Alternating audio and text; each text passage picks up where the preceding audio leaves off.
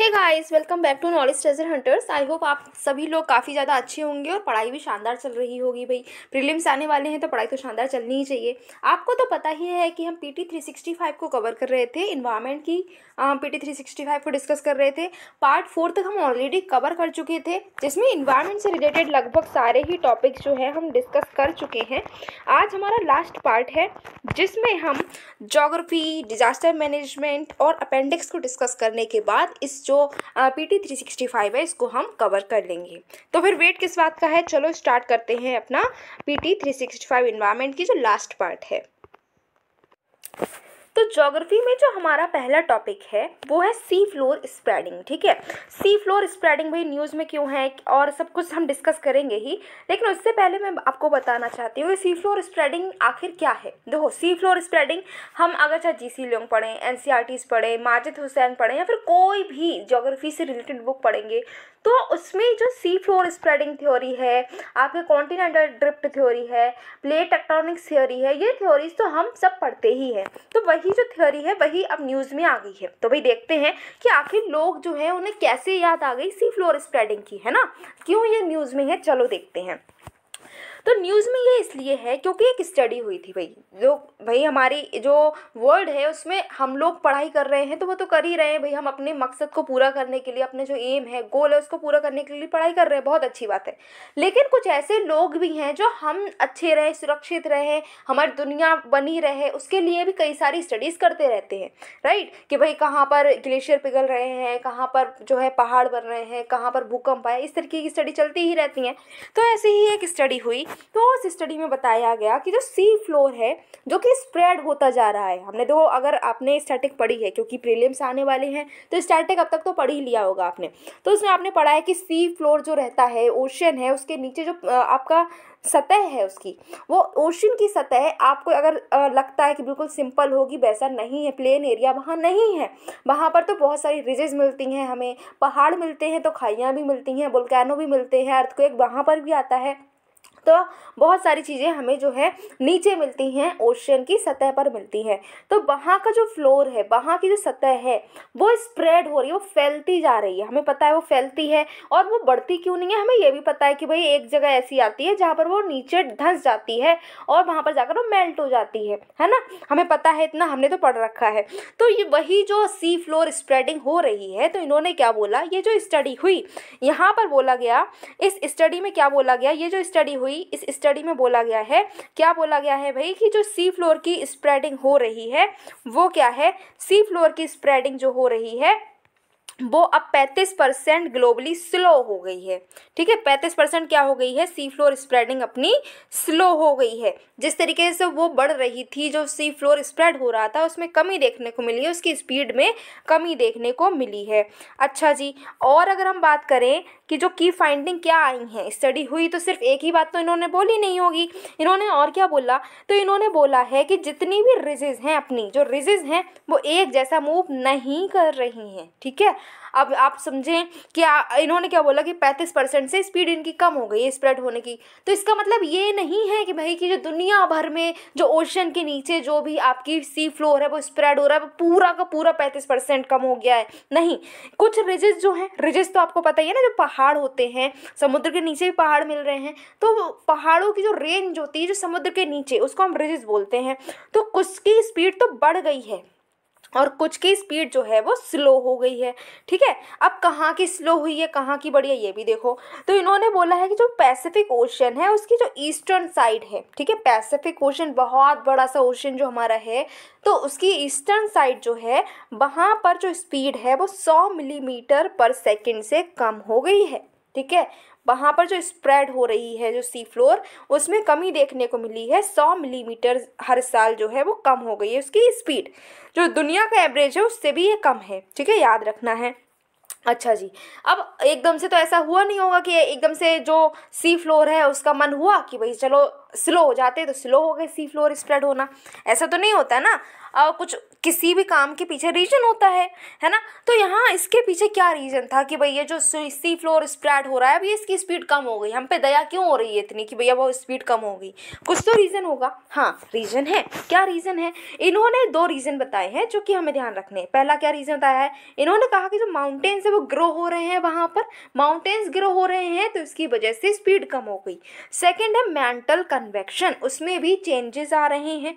ठीक है, mental convection क्या होता है अभी हम देखेंगे। पहले तो 2 चीज़ें देखो समझो, माउंटेन्स बन रहे हैं, ठीक है, माउंटेन्स बड़े होते जा रहे हैं, ग्रो हो रहे हैं।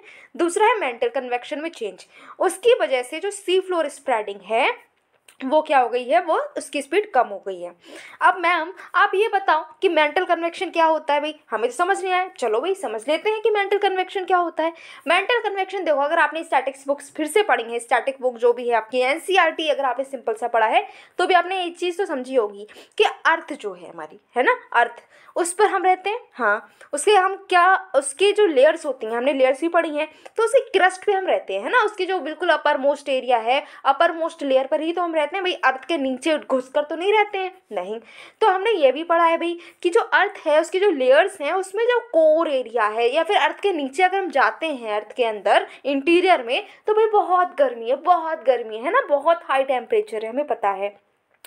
और अर्थ के ऊपर हम रहते हैं तो वहाँ का टेम्परेचर कैसा है भाई, अच्छा खासा टेम्परेचर है, यहाँ पर हम लोग रह लेते हैं, सर्वाइव कर लेते हैं, है ना। तो क्या बोला गया है कि अर्थ के नीचे टेम्परेचर ज़्यादा है, अर्थ के ऊपर टेम्परेचर कम है ना। अर्थ के इंटीरियर में जैसे जैसे आप जाएंगे वैसे ही टेम्परेचर बढ़ता जाएगा, ऊपर आएंगे तो टेम्परेचर कम होता जाएगा। तो हमने एक चीज़ पढ़ी है कि जो अर्थ के नीचे क्या मिलता है हमको, मैग्मा मिलता है ना, क्या मिलता है, मैग्मा। अब मैग्मा क्या, बहुत गर्म होता है, तो जब वो नीचे होता है तो वो गर्म होता है। और हमने ये भी पढ़ा है कि कोई चीज़ अगर गर्म होती है भाई तो वो ऊपर को उठती है, ऊपर को उठती है। भाई इंसानों की तो बात कर लो ना, इंसान अगर भैया गुस्से में बिल्कुल लाल हो जाए तो क्या होता है, वो बहुत तेज तेज चिल्लाने लगता है ना, एकदम हाइपर हो जाता है ना, वो कहता है भाई मैं सबसे ऊपर हूँ, मुझसे ज़्यादा बड़ा कोई नहीं है। ऐसे ही जो नीचे आपकी अर्थ के नीचे मैग्मा है वो जब गर्म हो जाती है तो वो भी ऊपर को उठने लगती है, ठीक है, वो भी हाइपर हो जाती है तो ऊपर को उठती है। अब वो ऊपर को उठ जाती है, उसके बाद क्या होता है, ऊपर जाती है, टेम्परेचर कम होता है, तो वहाँ पर जो ऊपर की जो क्रस्ट है वो बोलती है कूल डाउन, भाई कूल डाउन, है ना। ऊपर का टेम्परेचर ठंडा है, वो उसको ठंडा कर देती है, calm down cool down, calm down cool down, ऐसा बोलती है मैग्मा से। अब मैग्मा क्या है, मैग्मा जब ठंडा हो जाता है, उसका जो टेम्परेचर थोड़ा कम होता है तो वो नीचे बैठने लगता है। तो ऐसे एक साइकिल बन जाती है, गर्म होता है नीचे जाकर, वो ऊपर को उठता है, ऊपर जाता है तो टेम्परेचर कम होता है तो फिर वो नीचे को बैठता है। ये होती है मेंटल कन्वेक्शन साइकिल, ठीक है।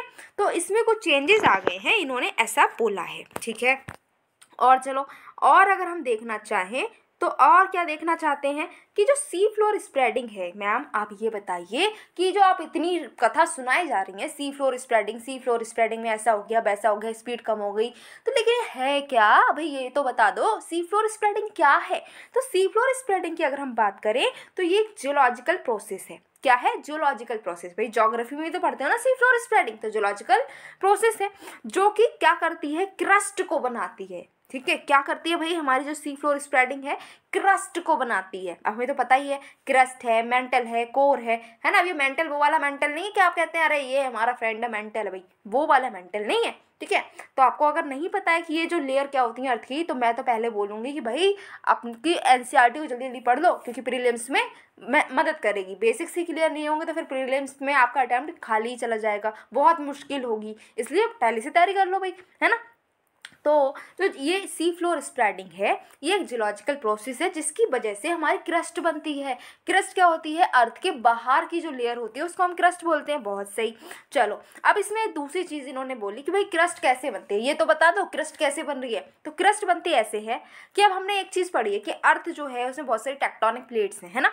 तो वो जो टेक्टोनिक प्लेट्स हैं जब वो एक दूसरे से अलग हो जाती हैं, अब देखो अगर हम लोग हैं, ठीक है, अगर हम 2 फ्रेंड्स अगर मिलकर बैठे हैं, ठीक है, गैप नहीं है तो हम बैठे हैं, लेकिन अगर 2 फ्रेंड्स अलग अलग हो जा रहे हैं तो उनके बीच में गैप आ जाता है ना, गैप आ जाता है। तो ऐसे ही जो टेक्टोनिक प्लेट्स है वो मिलकर बैठी तो कोई दिक्कत नहीं है भाई, सेपरेट हो गई, टेक्टोनिक प्लेट्स सेपरेट हो गई, सेपरेट हुई तो क्या होगा, बीच में गैप आएगा, और मौका देखते ही ये जो गैप है इसको फिल करने आ जाता है मैग्मा, ठीक है।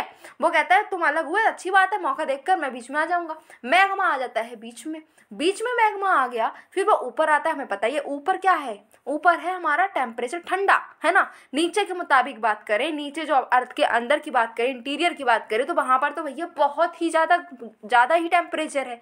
हम तो चले जाएंगे तो हम तो वैसे ही मेल्ट हो जाएंगे, है ना। ऊपर आकर मैग्मा कहता है आहा ये टेम्परेचर बहुत ही बढ़िया टेम्परेचर है, यहाँ पर मैं आराम से कूल डाउन हो जाता हूँ। वो वहाँ पर ठंडा होता है, वहाँ पर ही जम जाता है, ठीक है। और जमने के बाद में क्या होता है, क्रस्ट बन जाती है। तो ये आपका रहता है प्रोसेस किसका, अर्थ की क्रस्ट बनने का, ठीक है। और ये जो भी अभी क्रस्ट बन रही है ये याद रखना है, अभी हम ओशन की बात कर रहे हैं, सी फ्लोर की बात कर रहे हैं। तो ये जो क्रस्ट बनेगी ये ओशन के अंदर बनेगी, ओशन की सतह पर बनेगी, ठीक है। अब ये जो एक्टिविटीज़ जो हैं ये होती हैं मिड ओशियनिक रीजेस में, ये अगर होती हैं तो इसकी वजह से लार्ज माउंटेन्स जो हैं वो भी बन जाते हैं। अब मैग्मा आया, ठीक है, दो प्लेट्स अलग अलग हुई, बीच में गैप आया, मौका मिला मैग्मा को, मैग्मा बीच में आया, ठंडा हुआ। ऐसे बार बार अगर होता जा रहा है तो क्या होगा, मैग्मा इकट्ठा होता जाएगा। फिर क्या होगा भाई, एकदम से क्या होगा, धीरे धीरे हम देखेंगे वहां पर तो मैग्मा जो है उसका पहाड़ बन गया, है ना। क्या बन गया, पहाड़ बन गया। और वही जो पहाड़ धीरे धीरे बनते जा रहे हैं उसी को हम क्या बोल देते हैं भाई, हम उसको बोल देते हैं रिजेस, ठीक है, मिड ओशियानिक रिजेस। ये जो है आपको यहाँ पर क्या दिख रहा है, ये जो हमें दिख रहा है यही है आपका सी फ्लोर स्प्रेडिंग। चलो देख लेते हैं भाई, दो प्लेट्स हैं यहाँ पर, ठीक है। यहाँ से देखो, एक मिनट देखो, ये रहा आपकी दो प्लेट्स, ठीक है, ये रही दो प्लेट्स, ये एक इधर को जा रही है, एक इधर को जा रही है, ठीक है। कन्वर्जेंट प्लेट बाउंड्री है, यहाँ पर है कन्वर्जेंट, यहाँ पर है डाइवर्जेंट, दो प्लेट्स अलग अलग हो रही हैं। मौका मिलता है यहाँ से एस्ट्रोस्फीयर से, ये क्या है, मैग्मा यहाँ पर जाता है, मैग्मा जाता है तो क्या होता है, यहाँ पर रिजेस बन रही हैं, ठीक है। अब ये जो अब आप कह सकते हैं कि मैम ये नई नई जो क्रस्ट बनती जा रही है तो इससे तो पूरे ओशन के नीचे नीचे बहुत सारी क्रस्ट बन जानी चाहिए थी, लेकिन ऐसा तो नहीं हो रहा है। जी बिल्कुल, ऐसा क्यों नहीं हो रहा है, क्योंकि ये जो क्रस्ट बन रही है ना, नई वाली यहाँ पर आ जा रही है तो पुरानी वाली खिसक कर इधर आ जा रही है और ये नीचे को डूब जा रही है। इसको हम सबडक्टिंग प्लेट बोल रहे हैं। ऐसे इधर को ये आ जा रही है, ये भी डूब जा रही है, डूब रही है, नीचे जा रही है, ठीक है। नीचे जा रही है तो क्या हो रहा है, नीचे बहुत ज़्यादा टेम्परेचर, ये जाती है वहाँ पिघल जाती है, तो नई बनती जा रही है, पुरानी वाली पिघलती जा रही है। इतना समझ में आया, ये होता है सी फ्लोर स्प्रेडिंग। अब ये इतना सही नहीं समझना है, इतना तो इन्होंने दे दिया है और हमने समझ लिया है, लेकिन आपको क्या करना है, इसको आपको करना ये है कि आपको अपनी बुक उठानी है, sea floor spreading, plate tectonics theory और अपनी जो कॉन्टिनेंटल ड्रिफ्ट थ्योरी है, तीनों का आराम से पूरा समझ लेना है, ठीक है। रट्टा मारने की जरूरत नहीं है, आराम से समझोगे तब भी समझ में आ जाएगा, ठीक है। अब देखते हैं भाई, अब एक तो हमने टॉपिक कर लिया, बहुत अच्छे, शाबाश शाबाश, लेकिन इतने से काम थोड़ा ना चलेगा, दूसरा टॉपिक पढ़ो भाई, दूसरा पढ़ते हैं। दूसरा टॉपिक क्या है, ला नीना कंडीशन जो है तीसरी साल भी आ गई हैं और ऐसा जो है 1950 से बात करें तो 6 टाइम हुआ है। ये आपकी जो है हेडलाइन है, लेकिन भाई न्यूज़ की बात करें तो और न्यूज़ क्या है, तो जो आपका इंडिया मेट्रोलॉजिकल डिपार्टमेंट है, इन्होंने एक डाटा दिया। क्या डाटा दिया, इन्होंने क्या बोला कि जो आपकी इक्वेटोरियल पैसिफिक ओशन है, जगह याद रखना, अभी हम डिस्कस करेंगे इसके बारे में। तो यहाँ पर जो इक्वेटोरियल पैसिफिक ओशन है, यहाँ पर लानीना कंडीशंस जो हैं वो सितंबर से बात करें, सितंबर 2020 से बात करें तो अभी तीसरी साल में भी लानीना की कंडीशन ही बन गई। ये इन्होंने डाटा दिया है। ला नीना अल नीनो क्या होता है इसको भी हम समझेंगे, थोड़ा समझो, थोड़ा धैर्य रखो, अभी समझेंगे। पहले समझ लो कि ये प्लेस क्या है। तो देखो पैसिफिक ओशन की बात की जाए, पैसिफिक ओशन आपका क्या है, बहुत बड़ा एरिया है ना, बहुत बड़ा ओशियन है।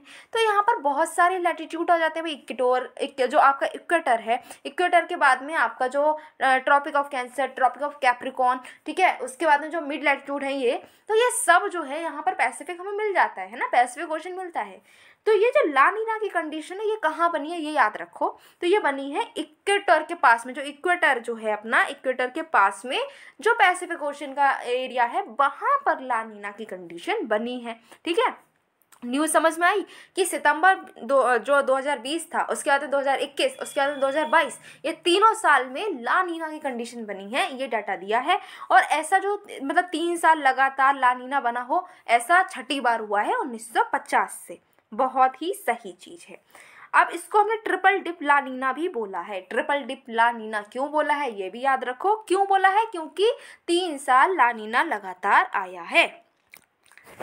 अब समझते हैं कि भाई ला नीना, आखिर ये ला नीना में आप बोले जा रही, कौन है ये ला नीना? कोई लड़की वड़की है? कौन है जिसका नाम ये ला नीना है? क्या लाना है? ठीक है, नीना क्या लेकर आए बताओ मैम, बताओ। अच्छा जी, चलो बताते हैं कि ला नीना कौन है और कौन सी लड़की है ये। तो ला नीना कुछ लाएगी नहीं, चिंता मत करो। और लाने की बात करें तो ला नीना आपको मानसून लेकर आएगी अच्छा सा, ठीक है। अच्छा, ला नीना कौन है? तो ला नीना एक, इसका मतलब लिटिल गर्ल होता है, लेकिन कोई लड़की नहीं है कि आप कहें कि भैया पैसिफिक जो इक्वेटोरियल पैसिफिक ओशन वहाँ पर कोई लड़की देखने को मिल गई तीसरी साल भी, ऐसा नहीं है, कोई लड़की नहीं है। बस उसका जो ला नीना है उसका मतलब है द लिटिल गर्ल, ठीक है। लेकिन ये मत समझना कि पैसिफिक में जाएंगे वहाँ कोई लड़की मिलेगी, नहीं, ठीक है। तो क्या है कि ला नीना जो है उसका मतलब होता है लिटिल गर्ल। ये क्या है? एक वेदर पैटर्न है, समझ में आया क्या है? क्या है ये? Weather pattern. La Nina is what? It is a weather pattern जो कि पैसिफिक ओशन में मिलता है। कहाँ मिल रहा है ला नीना? ला नीना मिल रहा है अपनी पैसिफिक ओशन में देखने को, जिसका मतलब होता है, जो ला नीना टर्म है ना उसका मतलब होता है क्या? लिटिल गर्ल, ठीक है। एक वेदर फिनोमिना है। अच्छा जी, वेदर फिनोमिना तो क्या होगा यहाँ पर ये भी समझो। तो जब सी का जो सरफेस टेम्परेचर है, भाई सी का सरफेस टेम्परेचर अलग होता है और डीप सी का जो टेम्परेचर होता है वो अलग होता है। ऐसा क्यों? क्योंकि जो सी का सरफेस रहता है वहाँ पर क्या होती है? धूप पड़ती रहती है। धूप पड़ती है तो क्या होता है? वहाँ पर गर्मी हो जाती है, तो वहाँ का टेम्परेचर चेंज होता है। नीचे जो है समुद्र की गहराइयों में अगर जाया जाए तो वहाँ पर धूप तक नहीं पहुँच पाती। जब धूप नहीं पहुँच रही है तो क्या होगा? वहाँ पर वो गर्मी नहीं मिल पाएगी उसको और पानी बहुत ठंडा होगा, ठीक है। तो यहाँ पर अगर हम बात करें, यहाँ पर जो सतह पर जो पानी मिलता है ओशन के, उसका जो टेम्परेचर है ना वो जो नॉर्मल से भी ठंडा हो जाए, नॉर्मल जितना टेम्परेचर होता है उससे भी ठंडा हो जाए, तो हम बोलते हैं कि ला नीना की कंडीशन है। वो भी बात कहाँ पर की जा रही है? ईस्टर्न इक्वेटोरियल पैसिफिक ओशन में, ठीक है। ईस्टर्न इक्वेटोरियल पैसिफिक ओशन का जो सतह का पानी है, जो ऊपर का पानी है जो आपको देखने को मिल जाता है, सरफेस का पानी है, वो अगर नॉर्मल टेम्परेचर से भी ठंडा हो जाए, याद रखना ठंडा हो रहा है, तो वो होती है ला नीना की कंडीशन। अब जब ठंडा है तो यहाँ पर क्या रहता है? हाई प्रेशर बना रहता है, ठीक है। हाई प्रेशर बना रहता है, इतना याद रखना, पानी ठंडा होगा और प्रेशर हाई होगा, ठीक है।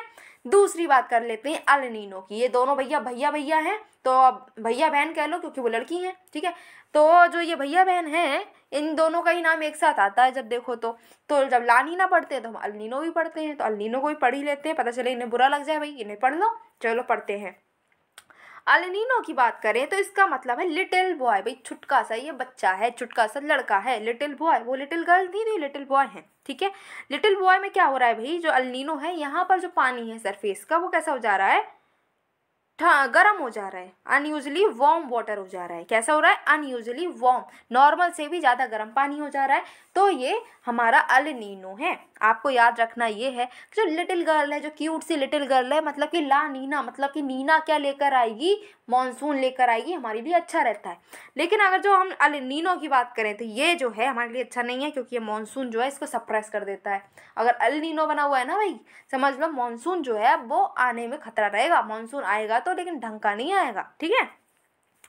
अब ये जो दोनों भैया बहन हैं इनकी अगर हम बात करें, ये दोनों भैया बहन की अगर बात करी जाए, ला नीना और अल नीनो की, तो ये कोल्ड और वार्म फेजेस हमें पता ही, लेकिन किसके? इंसो के। इंसो का नाम सुना ही होगा, अल नीनो सदर्न ऑसिलेशन। यहाँ पर क्या है? इसके ही दो फेजेस हैं। अब जो इंसो है इसका मतलब क्या है कि टेम्परेचर जो है ईस्टर्न और सेंट्रल पैसिफिक ओशन का, उसमें जो पानी है उसका टेम्परेचर चेंज हो जाए, वो होता है इंसो, ठीक है। ओके, अच्छा जी, और पढ़ते हैं, पढ़ लो भाई, पढ़ते हैं। क्या है? अल नीनो और ला नीना है वो हर 4-5 साल में आते रहते हैं। अल नीनो ज़्यादा आता है ला नीना से, लेकिन अभी हमें देखने को मिल रहा है ला नीना 3 सालों से बना पड़ा है, तो अच्छी बात है ना। तो अल नीनो ला नीना 4-5 साल में आते हैं, आपको याद रखना है। और बात कर लेते हैं भाई, और बात कर लो। तो इम्पैक्ट क्या होता है ला नीना का? ला नीना के इम्पैक्ट की अगर हम बात करें तो ला नीना हमारे लिए बहुत अच्छी है। बहुत अच्छी क्यों है भाई? क्योंकि ये बेटर मानसून लेकर आती है हमारी इंडिया में। लेकिन अच्छी होने का मतलब ये भी नहीं है कि भाई ये बहुत क्यूट है तो ये कुछ करेगी नहीं, है ना। क्या करती है? इसकी वजह से इंटेंस हरिकेन्स और साइक्लोन्स भी आ सकते हैं अटलांटिक और बे ऑफ बंगाल में। बे ऑफ बंगाल तो हमारे आसपास ही है, बिल्कुल, है ना, हमारे पड़ोसी है।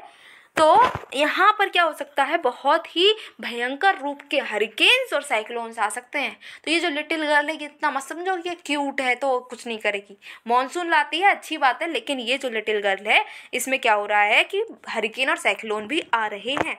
इवन बात करें पेरू और इक्वेडर की, तो वहाँ पर ड्रॉट आ रहा है, ऑस्ट्रेलिया में हैवी फ्लड्स आ रही हैं, वेस्टर्न पैसिफिक का टेम्परेचर हाई हो जा रहा है, इंडियन ओशन का भी टेम्परेचर, और जो सोमालियन कोस्ट है वहाँ पर भी टेम्परेचर हाई देखने को मिलता है। ठीक है, एक रिसेंट केस है, रिसेंट केस क्या हो रहा है कि भैया इंडिया में हीट वेव्स की जो बहुत सारे हमने इंसिडेंट्स देखे, हीट वेव्स देखे ना, हीट वेव्स आ रही, हीट वेव्स आ रही है, तो ये भी ये जो लिटिल गर्ल है लानीना नाम की, यही लेकर आ रही है। तो इतना याद रखो, ये लानीना लानीना आप बोल रहे हो तो ये मॉनसून के साथ में क्या कर रही है, हीट वेव्स भी लेकर आ रही है। तो अगर क्वेश्चन में ये सेंटेंस आपको देखने को मिल जाए, स्टेटमेंट देखने को मिल जाए कि जो लानीना है वो मॉनसून लाती है, तो ये खुश मत हो जाना कि लानीना मॉनसून लेकर आया है तो सारे स्टेटमेंट ठीक हो गए, नहीं।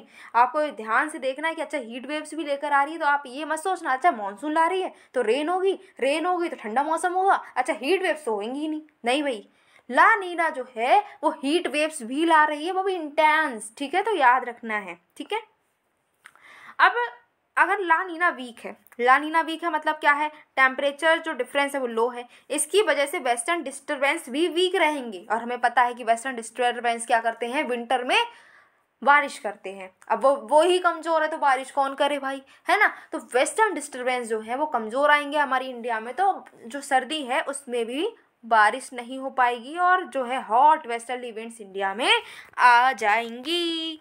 ओके, अब हमें एक जो फोटा हमें दे रखा है, फोटा, इसको फोटा को देख लो भाई, क्या है फोटा, है ना, फोटा ज़रूर देखना है। चलो फोटा देखो, तो क्या है डिफरेंस बिटवीन अल-नीनो एंड ला-नीना, हमने वैसे तो अच्छे से समझ ही लिया है, पर देख लो भाई इन्होंने दिया है तो हम इसको पढ़ भी ले रहे हैं। क्या है, इक्वेटर के पास में है ये जो पैसिफिक ओशियन है, यहाँ पर क्या हो रहा है, अल-नीनो की कंडीशन में ये पानी जो है ये गर्म हो जा रहा है। ठीक है, और अगर हम बात करें ये जो पानी गर्म है तो क्या हो रहा है, पानी गर्म है, प्रेशर कम है। ठीक है, प्रेशर कम है तो हमारे लिए क्या है, मॉनसून जो है वो नहीं आ पाएगा ढंग से। वहीं पर बात की जाए लानीना की, तो यहीं पे उल्टी चीज़ कर दो वही कि पैसिफिक ओशन है, वहाँ का पानी जो है वो ठंडा है, टेम्परेचर जो है वो ठंडा है, और उसकी वजह से क्या हो रहा है, प्रेशर हाई हो जा रहा है, हमारे लिए काफ़ी बेनिफिशियल है। ओके, अब जो है नेक्स्ट थिंग पढ़ते हैं, ये काफ़ी अच्छी सी चीज़ है, चलो पढ़ लेते हैं। ये है आपका काराकोरम एनोमली, क्या होता है चलो देखें।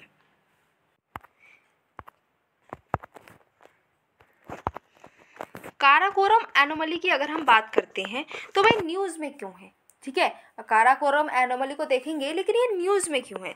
न्यूज़ में ये है कि हमारे साइंटिस्ट है ना, उन्होंने बहुत बढ़िया काम किया। एक बहुत ही टाइम से एक केस चल रहा था कि भाई जो काराकोरम में ग्लेशियर्स हैं वो पिघल क्यों नहीं रहे, दुनिया भर के ग्लेशियर पिघल रहे हैं, यहाँ के ग्लेशियर पिघल नहीं रहे थे और बन रहे थे। तो ये केस चल रहा था भाई ऐसा क्यों हो रहा है, ये जो केस था इसको सॉल्व कर दिया गया है। लेकिन उससे पहले ये चीज़ देख लो, क्या दिख रहा है, ये काराकोरम रेंज। ठीक है, काराकोरम कहाँ पर है ये देख लो भाई, जब तक पता नहीं होगा किस चीज़ के बारे में बात हो रही है तब तक कैसे बात चलेगी, है ना। तो काराकोरम रेंज आपको यहाँ पर दिख रही है। ठीक है, ये हिमालय का पार्ट नहीं है, इतना याद रखना। ठीक है, ये ट्रांस हिमालय का पार्ट होता है काराकोरम। आपको ये रेड लाइन दिख रही है वो होती है आपकी काराकोरम रेंज। अब इसके बारे में पढ़ लेते हैं। अभी एनोमली के बारे में तो मैंने आपको बता ही दिया है, लेकिन फिर भी क्या लिखा है एक बार समझ लो कि जो यहाँ पर ग्लेशियर्स हैं दुनिया भर के पिघल रहे थे, लेकिन यहाँ के ग्लेशियर्स जो हैं वो या तो स्टेबल हैं या फिर बने जा रहे हैं। ठीक है, तो ऐसा क्यों हो रहा है, ये काफ़ी लोग, बहुत सारे साइंटिस्ट अभी तक चक्कर में पड़े थे कि भाई ऐसा क्यों हो रहा है ना। तो अब उन्होंने ऐसा क्यों हो रहा है इसका आंसर ढूंढ दिया है। इन्होंने क्या बताया है चलो देखते हैं। इन्होंने बताया, क्या बताया, चलो इन्होंने कहा कि जो ग्लेशियर्स हैं यहाँ पर वो क्यों नहीं पिघल रहे हैं ये बताया इन्होंने। पहले तो इन्होंने जो पहले की स्टडी हुई थी, पहले भी कोशिश तो हुई थी, तब बोला गया था कि जो टेम्परेचर है यहाँ का वो बहुत कम रहता है, इसकी वजह से ये पिघलते नहीं है। लेकिन पहली बार ऐसा हुआ है कि रिसिपिटेशन, जो वहाँ का जो पानी तो यहाँ पर नहीं बरसेगा, वहाँ पर तो स्नोफॉल होगी क्योंकि टेम्परेचर बहुत कम है। तो वहाँ पर जो स्नोफॉल हो रही है ना, उसकी वजह बताई गई है कि स्नोफॉल की वजह से ये जो ग्लेशियर है पिघल नहीं रहे हैं। चलो और अच्छे से देखते हैं। रीजन्स की बात करें तो क्या क्या रीजन इन्होंने दिए। इन्होंने कहा कि वेस्टर्न डिस्टर्बेंस है वो यहाँ पर रिवाइव हो जाता है। वेस्टर्न डिस्टर्बेंस जो है यहाँ पर उसका रिवाइवल हो जाता है, जिसकी वजह से वो बहुत ही भारी भरकम में स्नोफॉल कर देता है। बात की जाए तो जो वेस्टर्न डिस्टर्बेंस की वजह से अभी जो स्नोफॉल होती है वो 27% बढ़ गई है पिछले 10 सालों में। जो भी आपकी पिछले दशकों में अगर बात करें, डिकेड्स में बात करें, तो अभी क्या हुआ है कि पहले जितनी स्नोफॉल ये वेस्टर्न डिस्टर्बेंस की वजह से होती थी ना, उसके 27% और बढ़ गई है। तो अब जब ज़्यादा स्नोफॉल होगी तो कहाँ जाएगा भैया स्नो, टेम्परेचर इतना कम है तो स्नो पिघलेगा भी नहीं, तो वहाँ पर ऐड हो जाएगा, तो ग्लेशियर्स जो है वो और बनेंगे, है ना, बिगड़ने की जगह बनते रहेंगे। लेकिन उन्होंने ये बात भी कही है कि जो नॉन वेस्टर्न डिस्टर्बेंस की वजह से जो बारिश होती थी अब वहाँ पर कमी होगी 17% की। लेकिन कोई टेंशन की बात है नहीं। क्यों नहीं टेंशन, क्योंकि वेस्टर्न डिस्टर्बेंस में तो इंक्रीज हुआ ही है ना, 27% बढ़ गया है। तो अगर 17% कहीं से कम हुआ तो 27% कहीं से बढ़ा भी तो है ना। अब वो बढ़ा है, उसकी वजह से स्नो इकट्ठी होती रहती है और वो पिघलती भी नहीं है क्योंकि टेम्परेचर कम है, और क्या हो जाता है, ग्लेशियर्स बनते रहते हैं। बस यही बात इन्होंने बताई है कि इसकी वजह से क्या हो रहा है, वहाँ पर ग्लेशियर्स नहीं पिघलते हैं। इतना बड़ा सा जो केस आपने बना रखा था, इतनी मुश्किल आप इसमें सोच रहे थे कि क्या होगा क्या होगा, मैंने आपको केस बता दिया है, ठीक है। अच्छा जी, अभी इन्होंने क्या बताया, इन्होंने कहा कि जो आपका हिंदू कुश हिमालय रीजन है वो बहुत ही इंपॉर्टेंट है, ये बहुत ही इंपॉर्टेंट नेचुरल ग्लोबल एसेट है, ठीक है। ये कहाँ पर एक्सटेंड करता है, तो 3500 किलोमीटर है और 8 कंट्रीज़ में एक्सटेंड करता है। अफगानिस्तान म्यांमार तक जाता है, अफगानिस्तान से लेकर म्यांमार तक फैला हुआ है, बीच में पाकिस्तान, इंडिया, चाइना, नेपाल, भूटान, बांग्लादेश भी आता है। ओके, तो यही था हमारा ज्योग्राफी से रिलेटेड। अब बात करेंगे डिजास्टर मैनेजमेंट। भाई भारी भरकम कोई डिजास्टर आ जाए तो कैसे मैनेज करोगे, है ना। आईएएस बन जाओगे, डीएम बन जाओगे, तो ये सब भी तो करना पड़ेगा ना। डिजास्टर से भी खुद को तैयार करना पड़ेगा, खुद को क्या, अपनी पूरी डिस्ट्रिक्ट को, अपनी पूरी स्टेट को, पूरी इंडिया को आपको बचाना है। इवन अड़ोसी पड़ोसी देश है उनको भी बचाना पड़ जाता है, तो कैसे करोगे, जब तक आएगा नहीं। तो समझ लेते, सीख लेते भाई, कोई टेंशन की बात नहीं है कैसे डिजास्टर को मैनेज किया जाता है। पहला चलो न्यूज़ पढ़ते हैं। पहली न्यूज़ है जोशीमठ लैंड जो है, जोशीमठ लैंड सब्सिडेंस से रिलेटेड बात है। ये न्यूज़ में क्यों है, न्यूज़ में इसीलिए है क्योंकि जो जोशीमठ एरिया है ना, उसको लैंड स्लाइड और सब्सिडेंस हिट जोन की तरीके से डिक्लेयर कर दिया गया है। तो अब ये डिक्लेयर करा है, क्या डिक्लेयर किया है, जोशीमठ को एक लैंड स्लाइड और लैंड सब्सिडेंस हिट जोन है। बहुत अच्छी बात है, अच्छी बात तो नहीं है लेकिन हाँ ये बात हमें पता चल चुकी है कि हाँ ये लैंडस्लाइड और सब्सिडेंस हिट जोन है। अच्छी बात यह है कि इसको डिक्लेयर कर दिया गया है तो लोग खुद को बचा सकते हैं वहाँ पर, ठीक है। उन्हें पता रहेगा कि हाँ यहाँ पर खतरा है, तो खतरे से खुद को बचाना हर इंसान को आना चाहिए ना, तो वो खुद को बचाएंगे, केयरफुल रहेंगे। लेकिन बात तो ये है ना कि लैंडस्लाइड और लैंड सब्सिडेंस है क्या, जिसकी वजह से इसको हिट जोन जो है डिक्लेयर किया गया है। पहले तो यही पता होना चाहिए कि लैंडस्लाइड और लैंड सब्सिडेंस आखिर कौन सी बला है, तभी तो समझेंगे, क्योंकि डिजास्टर तो बला ही होती है। चलो देखते हैं भाई कौन सी बला है ये, नई बला। चलो बात करते हैं लैंड सब्सिडेंस की।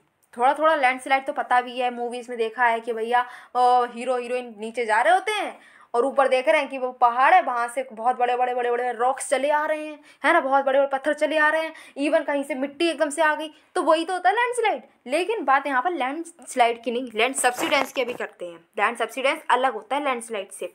देखो लैंड सब्सिडेंस में क्या होता है, ग्रेजुअल, याद रखना, ग्रेजुअल सेटलिंग या फिर सडन सिंकिंग हो जाए अर्थ के सरफेस की। मतलब अगर आप चल रहे हो, सपोज करो, ठीक है, भगवान करे आपके साथ ऐसा ना हो, नहीं होगा, टेंशन मत लो, लेकिन आप चलो आपको नहीं घुसेड़ेंगे इसमें। क्या करते हैं कि एक कोई लड़का है, एक कोई लड़की है, समझ लो, ठीक है, कोई भी, आप किसी को भी समझ सकते हैं। चलो डोरेमोन का समझ लेते हैं, कोई टेंशन ही नहीं है। एक डोरेमोन है अपना प्यारा सा, वो जा रहा था रोड पर, लेकिन क्या हुआ, अब वो आगे चल रहा था, एकदम से रोड पे वो खड़ा था और जैसे ही वो कदम बढ़ाने वाला था उसने देखा कि रोड जो है जहाँ पर, वो धंस गया नीचे को, ठीक है, वहाँ की मिट्टी नीचे को धंस गई, गड्ढा हो गया एकदम से वहाँ पर बहुत बड़ा सा। तो वो होता है क्या, वो होता है लैंड सब्सिडेंस। कहीं पर जो मिट्टी है, लैंड जो है, सतह है, वो एकदम से धंस जाए, ज़मीन में नीचे को धंस जाए, उसको बोलते हैं क्या, लैंड सब्सिडेंस। ये ग्रेजुअल ज़्यादातर होता है लेकिन सडन भी हो सकता है, धीरे धीरे भी होता है और सडन भी हो सकता है, ठीक है। अब बात करते हैं दो चीज़ों की, क्या, लैंड सब्सिडेंस और लैंड स्लाइड। ठीक है। लैंड सब्सिडेंस और लैंड स्लाइड की बात करें तो लैंड सब्सिडेंस में क्या होता है, ग्रेजुअली सिंक करती है मिट्टी नीचे को, ठीक है। लैंड स्लाइड की बात करें तो सडन और एकदम से रैपिडली जो है एक हिल से नीचे को मिट्टी चली आ रही है, रॉक चली आ रही है, जो हिल है ऐसा लगता है हिल ही पूरी चली आ रही है ना। वो एकदम से देखा ना, कई सारी मूवीज़ में आपने देखा होगा भाई, इतनी तो हम मूवीज़ सबने देखी ही हैं, तो उसमें कहीं ना कहीं सीन ये आता है कि एकदम से जो हिल है उसमें से रोल होते हुए बहुत बड़े बड़े पत्थर चले आ रहे हैं, मिट्टी एकदम से आ गई, तो वो होता है लैंड स्लाइड, ठीक है।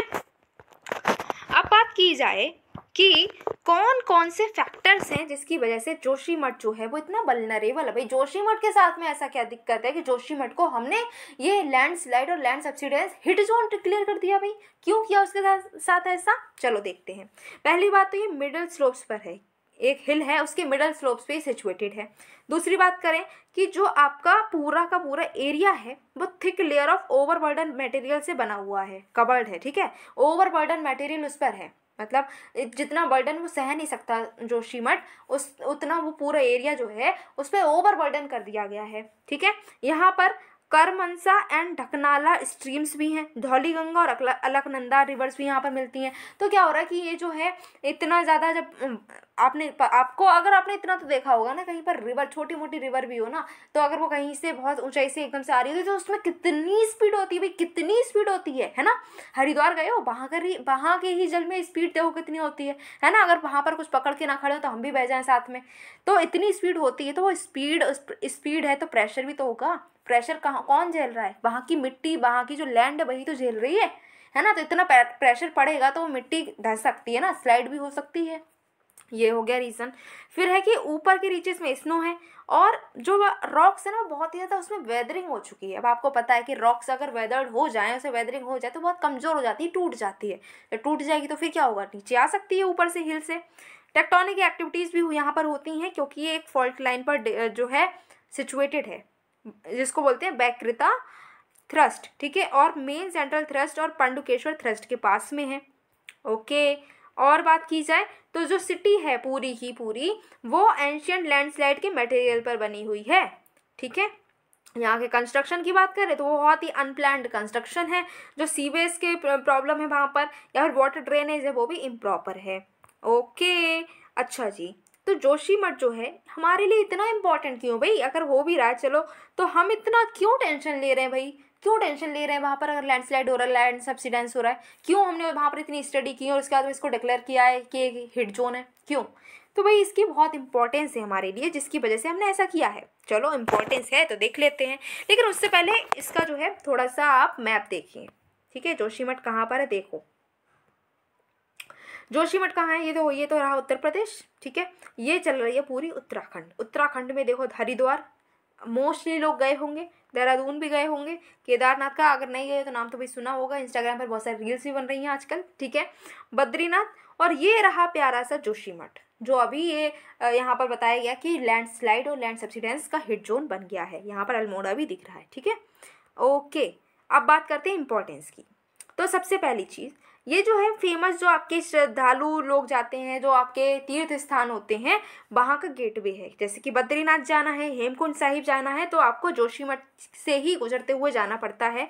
और आपकी जो इंटरनेशनल लेवल पर स्काइंग डेस्टिनेशन है एक औली, ठीक है, वहाँ पर भी जाना है तो भी आप जोशीमठ होते हुए ही जाएंगे, ठीक है।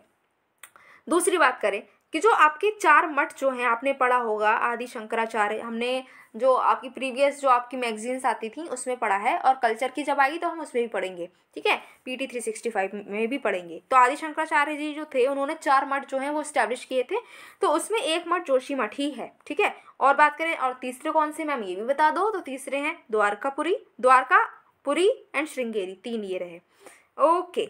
और अच्छा, और इम्पोर्टेंस की बात करें, हाँ कर लो।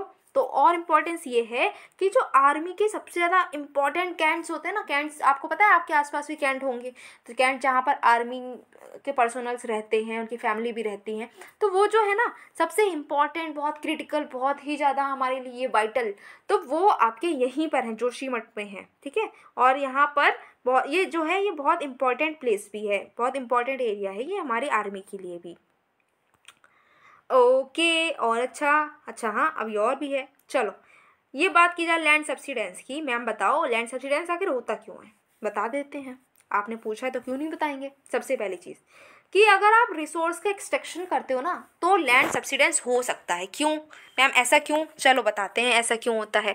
ऐसा इसलिए होता है ना क्योंकि जो आपका रिसोर्स है अब नीचे भरा हुआ है, ठीक है, नीचे कोल भरा हुआ है, नीचे आपका ऑयल भरा हुआ है, नीचे गैस भरी हुई है, अंडरग्राउंड वाटर भरा हुआ है, वो आपने निकाल लिया तो नीचे क्या रहेगा? नीचे की जगह तो खाली हो जाएगी ना। अब जब खाली जगह है तो ऊपर की मिट्टी तो भैया नीचे बैठेगी ना, बैठेगी नहीं कि बैठेगी बताओ?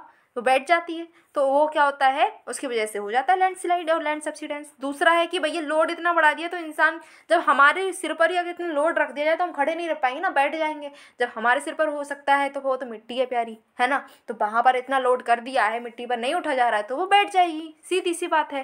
टेक्टोनिक मूवमेंट्स की वजह से भी हो सकता है, या फिर आइस शीट जो मेल्ट होती है तो वहाँ पर स्पेस बन जाता है बहुत, और स्पेस बन जाता है तो क्या होगा, फिर मिट्टी बैठ जाएगी।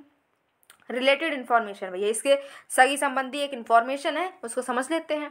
एक कमेटी की बात यहाँ पर की गई है, आपको याद रखना है, महेश चंद्र मिश्रा कमेटी, जो कि अभी नहीं बनी, अभी 1976 की बनी हुई है। क्यों बनी थी? उसी टाइम से ये डिस्कस हो रहा है, समझ में आ रही? 1976 से 1976 में ये कमेटी बनी थी, किस बात की, कि वो देखे कि जो हिमालयन बॉर्डर के आसपास लैंड सब्सिडेंस क्यों होता है, उसके रीजन, उसके सोल्यूशन, ये सब देखने के लिए कमेटी बनी थी। ये कमेटी बनी, इसने कुछ काम भी करे। इसने बताया कि जोशीमठ एक पुराने लैंडस्लाइड जोन में है, उस पर सिचुएटेड है, और इस पर हाई लोड जो है वो नहीं डालना है क्योंकि इसकी इतनी कैपेसिटी नहीं है। अगर डेवलपमेंट किया तो ये जो है उसको नहीं झेल पाएगा और सिंक हो जाएगा, ठीक है। लेकिन भैया हमने अभी भी डेवलपमेंट धड़ल्ले से किया है वहाँ पर, और इसी वजह से वहाँ पर अब लैंडस्लाइड, लैंड सब्सिडेंस की बहुत सारी दिक्कतें देखने को भी मिलती हैं। इन्होंने कहा कि हैवी कंस्ट्रक्शन वर्क वहाँ पर नहीं करना है, स्लोप्स पर एग्रीकल्चर करो, ट्रीज को वहाँ पर नहीं गिराना है, ठीक है। इन्होंने बताया कि पक्का ड्रेनेज बनाना चाहिए, अच्छा ड्रेनेज सिस्टम बनाओ तब जाकर कुछ काम होगा।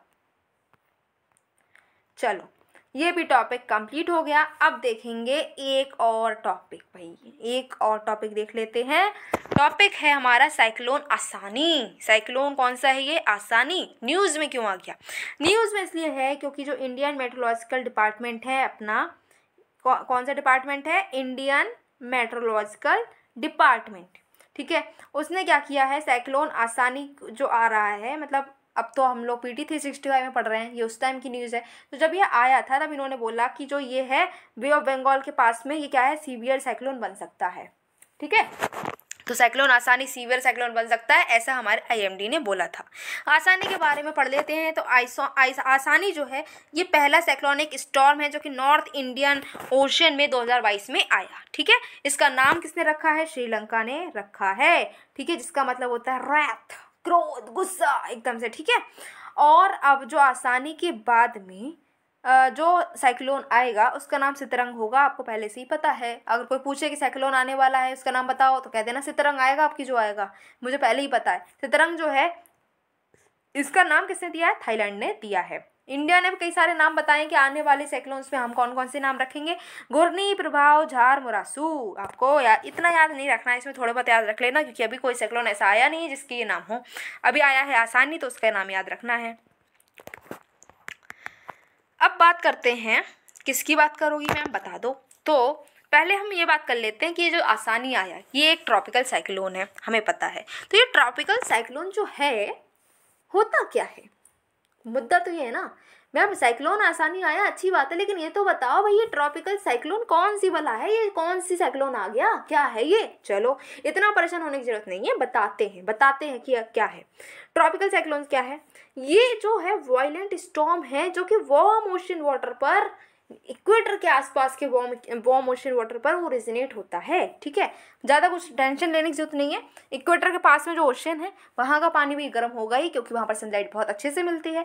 पानी गर्म होगा तो वहाँ पर वायलेंट स्टॉर्म आ जाए तो बोल देना भाई साइक्लोन आ गया है, वो भी ट्रॉपिकल। क्यों? क्योंकि इक्वेटर के आसपास का एरिया क्या होता है? ट्रॉपिकल एरिया ही तो होता है, इसीलिए इसको ट्रॉपिकल साइक्लोन बोला गया है। लेकिन इंपॉर्टेंट चीज़ ये है, इसको ध्यान रखो, मजाक में मत उठाओ इसको, ठीक है। इसमें क्वेश्चन बन चुका है, क्या है कि जो ये ट्रॉपिकल साइक्लोन्स है ना, इसको बनने के लिए कौन कौन सी कंडीशन चाहिए होती है याद रखना, हो सकता है फिर से क्वेश्चन आ जाए क्योंकि पहले आ चुका है, ठीक है। तो यहाँ पर क्या है कि लार्ज सी सरफेस होना चाहिए भैया। साइक्लोन आएगा, वायलेंट स्टॉर्म आएगा तो उसको घूमने घामने की जगह भी तो हो, है ना। अब छोटे से तालाब में बोलो कि साइक्लोन आ जाए तो कहाँ से आ जाएगा? उसमें उसके उतनी कैपेसिटी नहीं है कि एक साइक्लोन वहाँ पर आ पाए, है ना। तो क्या है कि लार्ज सी स्पेस होना चाहिए वहाँ पर, ठीक है। और टेम्परेचर 27 डिग्री से ज़्यादा होना चाहिए, 27 डिग्री सेल्सियस से ज़्यादा टेम्परेचर होना चाहिए। कोरियलिस फोर्स तो बहुत पढ़ा होगा आपने, वो भी यहाँ पर होना चाहिए। जो विंड है ना, वर्टिकल विंड स्पीड की जो वेरिएशन है वो स्मॉल होनी चाहिए। पहले से ही लो प्रेशर एरिया वहाँ पर जनरेट होना चाहिए। और अपर डाइवर्जेंस जो है वो होनी चाहिए सी लेवल सिस्टम से, ठीक है। इतना कंडीशन से वो होनी चाहिए। अभी हमने बात की कि मैम आपने बताया कि अभी आईएमडी ने बोला है कि ये जो साइक्लोन आसानी आया है, ये आसानी जो है सीवियर साइक्लोन बन सकता है। तो मैम सीवियर साइक्लोन कैसे बनेगा, कैसे इन्होंने बताया सीवियर हो सकता है? तो देखो, अगर जो विंड की स्पीड है ना 31 किलोमीटर पर आवर से कम है तो वो लो प्रेशर एरिया होता है। जो अभी हमने बोला ना लो प्रेशर एरिया होना चाहिए, तो यही है कि विंड की स्पीड जो है 31 किलोमीटर पर आवर से कम है। अगर 31 से 49 के बीच में अगर स्पीड बढ़ जाती है तो उसको हम डिप्रेशन बोलते हैं। 49 से 61 के बीच में अगर हम बोलते हैं स्पीड हो गई है तो डीप डिप्रेशन हो जाता है। ये डिप्रेशन वो वाला नहीं है जो हम आजकल देख रहे हैं, ट्रेंडिंग न्यूज़ चलती है कि भाई डिप्रेशन में पहुंच गए। मतलब अब क्या है, जो असली जो डिप्रेशन की प्रॉब्लम थी वो तो थी वो तो है, ठीक है, माना, उसके लिए लोग स्टैंड ले रहे हैं, वो तो है। आजकल जो जरा जरा से बच्चे हैं वो भी भैया मैं बहुत डिप्रेस हो गया हूँ, मैं बहुत डिप्रेशन में, वो नहीं होना चाहिए ना। चीज़ की मजाक मत बनाओ। अगर डिप्रेशन सीरियस है, बट डिप्रेशन कितना सीरियस इशू है ना, कितने सीरियस चीज़ है ये। लेकिन बच्चे क्या है, मैं बहुत डिप्रेशन में चला गया हूँ, मैं बहुत डिप्रेशन, भाई ऐसा नहीं होना चाहिए, ठीक है। तो क्या है कि सीरियस चीज़ को सीरियस ही रहने देना चाहिए। तो ये जो चल रहा है इसको आप वो मत समझिए, वो डिप्रेशन नहीं है। ये डिप्रेशन क्या है कि यहाँ पर प्रेशर जो है वो लो है। अब क्या है कि अगर हमें जो यहाँ पर बात क्या है कि 61 से 88 किलोमीटर पर आवर की अगर स्पीड हो जाती है तो हम बोलते हैं साइक्लोन आ गया, ठीक है। और यही स्पीड अगर 88 से 117 हो जाती है ना, 117 किलोमीटर पर आवर, तो हम बोलते हैं सीवियर साइक्लोन, जो होने वाला है, आसानी के लिए बोला गया है, ठीक है। सुपर साइक्लोन सबसे एंड में है कि भैया 221 से ज़्यादा की अगर स्पीड हो जाए तो बोल देना सुपर साइक्लोन आ गया है, ठीक है। अच्छा मैम एक चीज़ ये बताओ कि साइक्लोन है, इनका नाम कौन रखता है? भैया अभी हमने देखा कि नाम रखा गया है, घूर्णी उर्नी बताया गया है, प्रभाव बताया गया है, और आसानी हमने नाम सुने थे, गुलाब हमने नाम सुने थे, फेनी हमने, अम्फान नाम सुने थे। तो मैम ये नाम कौन रखता है? कोई पंडित वंडित आता है क्या नाम रखने के लिए? तो आंसर है नहीं भैया, कोई पंडित नहीं आता है इसके नाम रखने के लिए। इसके नामकरण के लिए कोई भी बड़ा सा सेलिब्रेशन नहीं होता है। क्या होता है, इसका नाम कैसे रखा जाता है, चलो देखो। तो नेमिंग की बात की जाए तो स्पेशलाइज्ड एजेंसीज हैं, ठीक है, एजेंसीज है 6 रीजनल स्पेशलाइज्ड मेट्रोलॉजिकल सेंटर्स हैं, जिसमें इंडिया का भी अपना जो सेंटर है वो भी आता है। तो ये सब जो है एडवाइस देते हैं और ये जो है डायरेक्शन, रूल्स, रेगुलेशंस बनाते हैं किस तरीके से साइक्लोन का नाम रखना चाहिए। और इसके आसपास जो भी कंट्रीज होती हैं वो नाम रखती हैं, वो नाम सजेस्ट करते हैं, उनमें से एक सिलेक्ट हो जाता है। कई सारे रूल्स होते हैं जो अगर आप स्टैटिक बुक पढ़ेंगे ना तो उसमें सारे रूल्स भी आपको देखने को मिल जाएंगे। लेकिन अभी यहाँ पर नहीं मेंशन है तो हम ज़्यादा दिमाग लगा नहीं रहे हैं। अभी इतना ही समझ लो कि कंट्रीज जो होती हैं, जो आसपास की होती हैं, वो नाम रखती हैं उस जिस भी ओशन में आ रहा होता है साइक्लोन, उसके आसपास की कंट्रीज। और 6 रीजनल स्पेशलाइज्ड मेट्रोलॉजिकल सेंटर हैं जो कि रूल्स रेगुलेशंस बनाते हैं किस तरीके से नाम होना चाहिए, ठीक है। बे ऑफ बंगाल और अरेबियन सी का जो नाम है, उसमें जो भी साइक्लोन आने वाला है या फिर साइक्लोन आ गया तो उसके नाम रखा जाएगा, वो सितंबर 2004 से काम ये शुरू हुआ है। ओके आगे बात करते हैं। इसके जो रिश्तेदारी वाली बात करें कि इससे कुछ मिलती जुलती न्यूज़ है, इसकी रिश्तेदार है, उसमें है एक फुजीवारा इफेक्ट। फुजीवारा इफेक्ट इसमें कौन सा, इसको तो सुन के बहारा बहारा वाला सॉन्ग जो है एक वो याद आ रहा है, नहीं अभी सॉन्ग मत सुनो, अभी पढ़ाई की बात चल रही है, चलो पढ़ाई करो। तो फुजीवारा इफेक्ट क्या है, तो यहाँ पर क्या बोला गया है कि अभी ये न्यूज़ में क्यों है, पहले ये सुन लो, ठीक है। तो फुजीवारा साइक्लोन जो है वो इसलिए न्यूज़ में है क्योंकि हिन्नम नोर और जो गार्डो 2 साइक्लोन्स थे, वो उन्होंने आपस में मिले, वो ठीक है, जैसे हेलो हाय करते हैं अपने लोग, इंटरेक्शन होती है, ऐसे इनकी इंटरेक्शन हो गई, भाई इंटरेक्शन हो गई तो फुजीवारा इफेक्ट देखने को मिल गया। बहुत अच्छी बात है। क्या होता है ये इफेक्ट, ये बात करते हैं ना, अभी देखने को मिल गया, लेकिन ये तो बताओ भाई क्या इफेक्ट है, चलो देखते हैं। तो फुजीवारा इफेक्ट क्या है कि ट्रॉपिकल स्टॉर्म जो हैं वो उनका इंटरेक्शन हो जाए ना हेलो हाय वाला, तो इसको बोलते हैं फुजीवारा इफेक्ट। लेकिन कंडीशन है भाई, कुछ कंडीशन है। क्या कंडीशन है कि सेम ओशन में दोनों साइक्लोन होने चाहिए, सेम टाइम पर बने हुए होने चाहिए। इनके बीच के जो डिफरेंस, इनकी जो सेंटर होता है, इनकी जो आई होती है, उसके बीच का डिफरेंस 1400 किलोमीटर से ज़्यादा का नहीं होना चाहिए। हाँ, इंटेंसिटी जो है वो उनकी वो अलग अलग हो सकती है। हो सकता है कोई डिप्रेशन में हो बेचारा, तो कोई जो है सुपर टाइफून हो, वो चलेगा, ठीक है, डिप्रेशन सुपर टाइफून चल जाएगा। तो ये जो 3 कंडीशन ये होनी चाहिए। सेम ओशन पर दोनों सेम टाइम पर होने चाहिए, सेम टाइम सेम प्लेस वाला गाना फिर से याद आ गया है ना। उसके बाद में है डिस्टेंस जो है 1400 किलोमीटर से कम की हो उनके सेंटर के बीच में, और हाँ इंटेंसिटी जो है वो अलग अलग हो सकती है, ठीक। आउटकम क्या होता है भैया, अगर इंट्रैक्शन हो रही है, हेलो हाय हो रही है, तो क्या भैया क्या आउटकम मिल रहा है, ये तो बताओ। आउटकम ये है कि इनका ट्रैक चेंज हो सकता है, जैसे अब समझ जाओ, ठीक है। इनका ट्रैक जो है वो चेंज हो सकता है, इंटेंसिटी चेंज हो सकती है, और हो सकता है कि मर्ज होकर बिगर स्टॉर्म बना ले। जैसे कि आप देखें तो होता है ना, स्कूल में बहुत सारा चलता है कि भैया मिले, ठीक है, वो लड़का लड़की मिलते हैं, फ्रेंड बनते हैं। उसके बाद में क्या होता है कि उनका ट्रैक चेंज हो जाता है। भाई टॉपर होते हैं वो फेल होने बैठ जाते हैं, फेल होने वाले होते हैं वो मोटिवेट हो जाते हैं, काफ़ी रेयर केसेस में होता है, तो वो टॉपर भी बन सकते हैं, इतना ज़्यादा उन्हें मोटिवेशन मिल जाता है। तो उनका ट्रैक जो है वो चेंज हो सकता है। और हो सकता है कि भैया बड़े होकर शादी हो जाए तो वो मर्ज हो सकता है उनका, ठीक है। ओके, आगे बढ़ो। फिलहाल डीवोरक टेक्निक की बात करें तो डीवोरक जो है, इसको डोरक पढ़ते हैं, ठीक है, डीवोरक नहीं, इसको डोरक पढ़ेंगे। अभी इन्होंने जो पर्सन थे जिनका नाम है वर्नॉन डोरक, ठीक है, वर्नन डोरक, ये जो है बेचारे जो भी थे ये 5 डबे हो चुके हैं। इन्होंने डोरक टेक्निक को बनाया था। ये क्या है, ये एक स्टैटिस्टिकल मेथड है कि कितना इंटेंस है कोई ट्रॉपिकल साइक्लोन है, इसको मापने के लिए। बस इतना ही पढ़ो, आगे बढ़ो। आगे है बॉम्ब साइक्लोन। बॉम्बे नहीं है भैया, बॉम्ब साइक्लोन है। बॉम्ब साइक्लोन क्या है भाई, यहाँ पर बॉम्ब फटेगा? नहीं नहीं नहीं, वैसा कुछ नहीं होगा। देखो, वैसे इसको एक्सप्लोसिव साइक्लोजेनिस भी बोल सकते हैं। ये मेट्रोलॉजिकल फिनोमिना है जो कब होता है, जब लो प्रेशर सिस्टम है उसमें एकदम से बहुत ही कम एटमॉस्फेरिक प्रेशर हो जाता है, उसको हम बॉम्ब साइक्लोन पढ़ते हैं। यहाँ पर जो है स्ट्रॉन्ग विंड हो सकती हैं, ठीक है, थंडर स्टॉर्म भी आ सकता है। वैसे तो विंटर मंथ में ये होता है, लेकिन कोई और सीजन में भी अगर आना चाहे तो ये आ जाएगा, इसको कोई नहीं रोक पाएगा, ठीक है। कहाँ होता है भाई, तो ये यूएस, यूरोप, एशिया के मिड लैटिट्यूड्स में देखने को मिलता है। उसके बाद में एक छोटा सा और चीज़ है, वो है साइक्लोन मैंडुअस, जो है आंध्र प्रदेश और तमिलनाडु में जो है देखने को मिला, ठीक है। और कुछ बचा है इसमें? नहीं, हमने पढ़ लिया। ओके, अब नेक्स्ट टॉपिक है। नेक्स्ट टॉपिक क्या है उसको भी देखते हैं।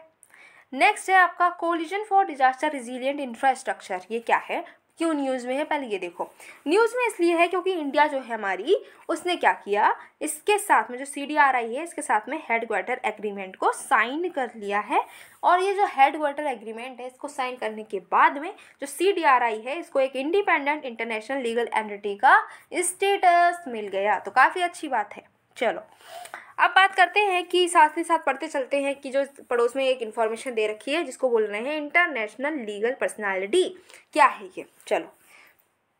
इसका मतलब है कि ऐसी एंटिटीज़ जिनके पास में कुछ हक है, कुछ ऑब्लिगेशन है किसी भी पब्लिक इंटरनेशनल लॉ के अंडर, उनको हम बोलते हैं इंटरनेशनल लीगल पर्सनालिटी। इसमें स्टेट्स जैसे कि कंट्रीज़ जो है वो आ सकती हैं, इंटरनेशनल ऑर्गेनाइजेशन NGOs भी आ सकते हैं।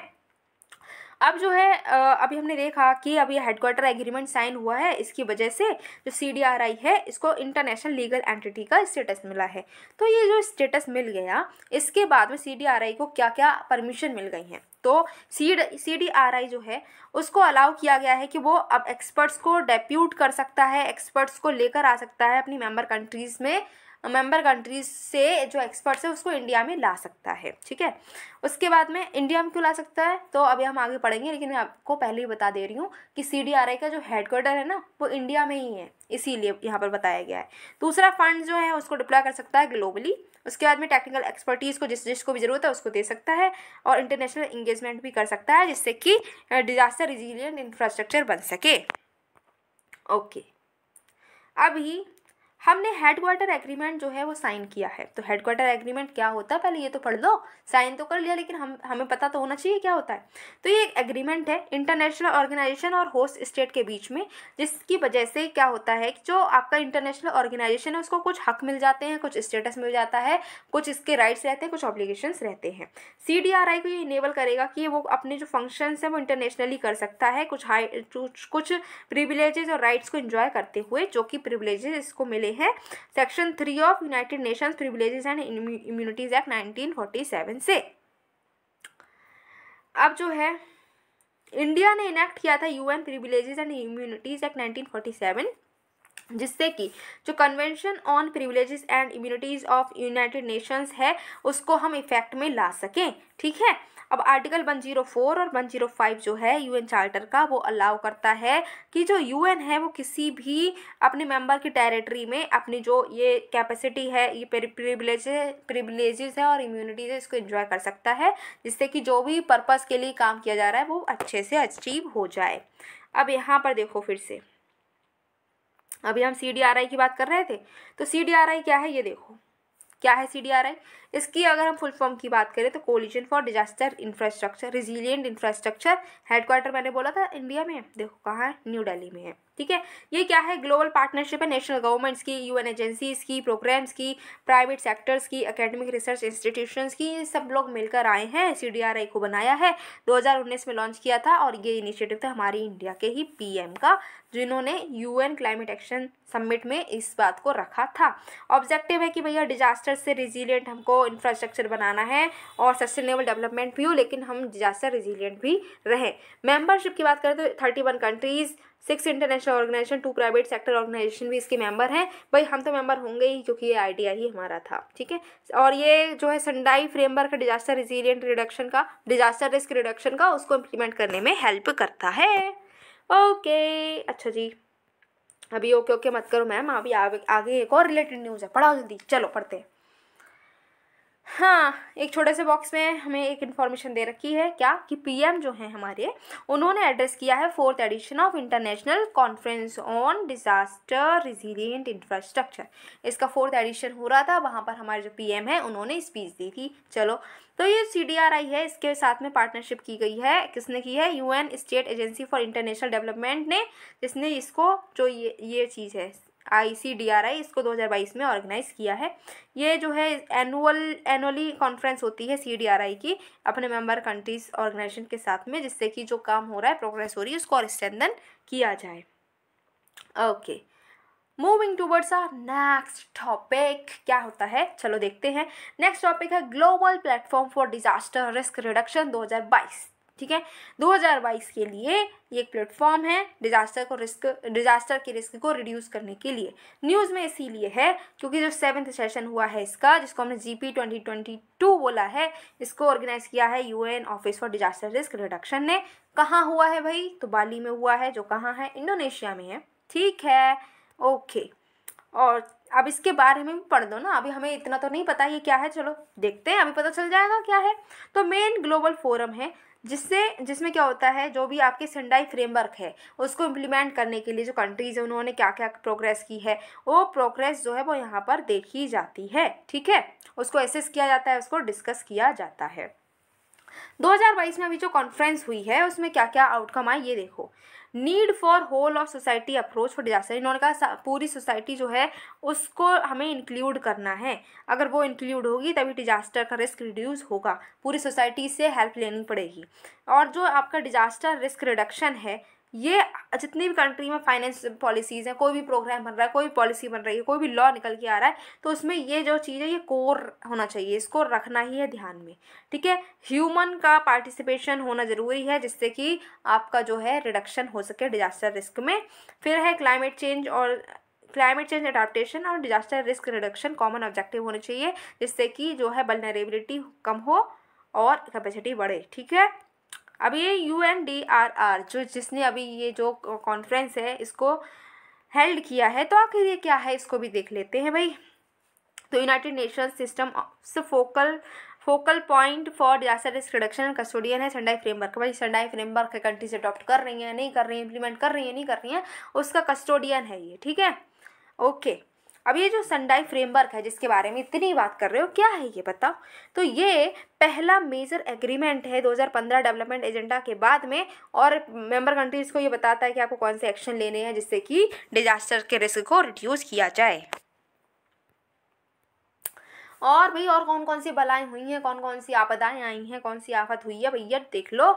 जो भी डिजास्टर रिलेटेड न्यूज़ हैं उसको अब हम और देखते हैं। तो पहली न्यूज़ अपनी है अर्थक्वेक ऑब्जर्वेटरी। क्यों न्यूज़ में है?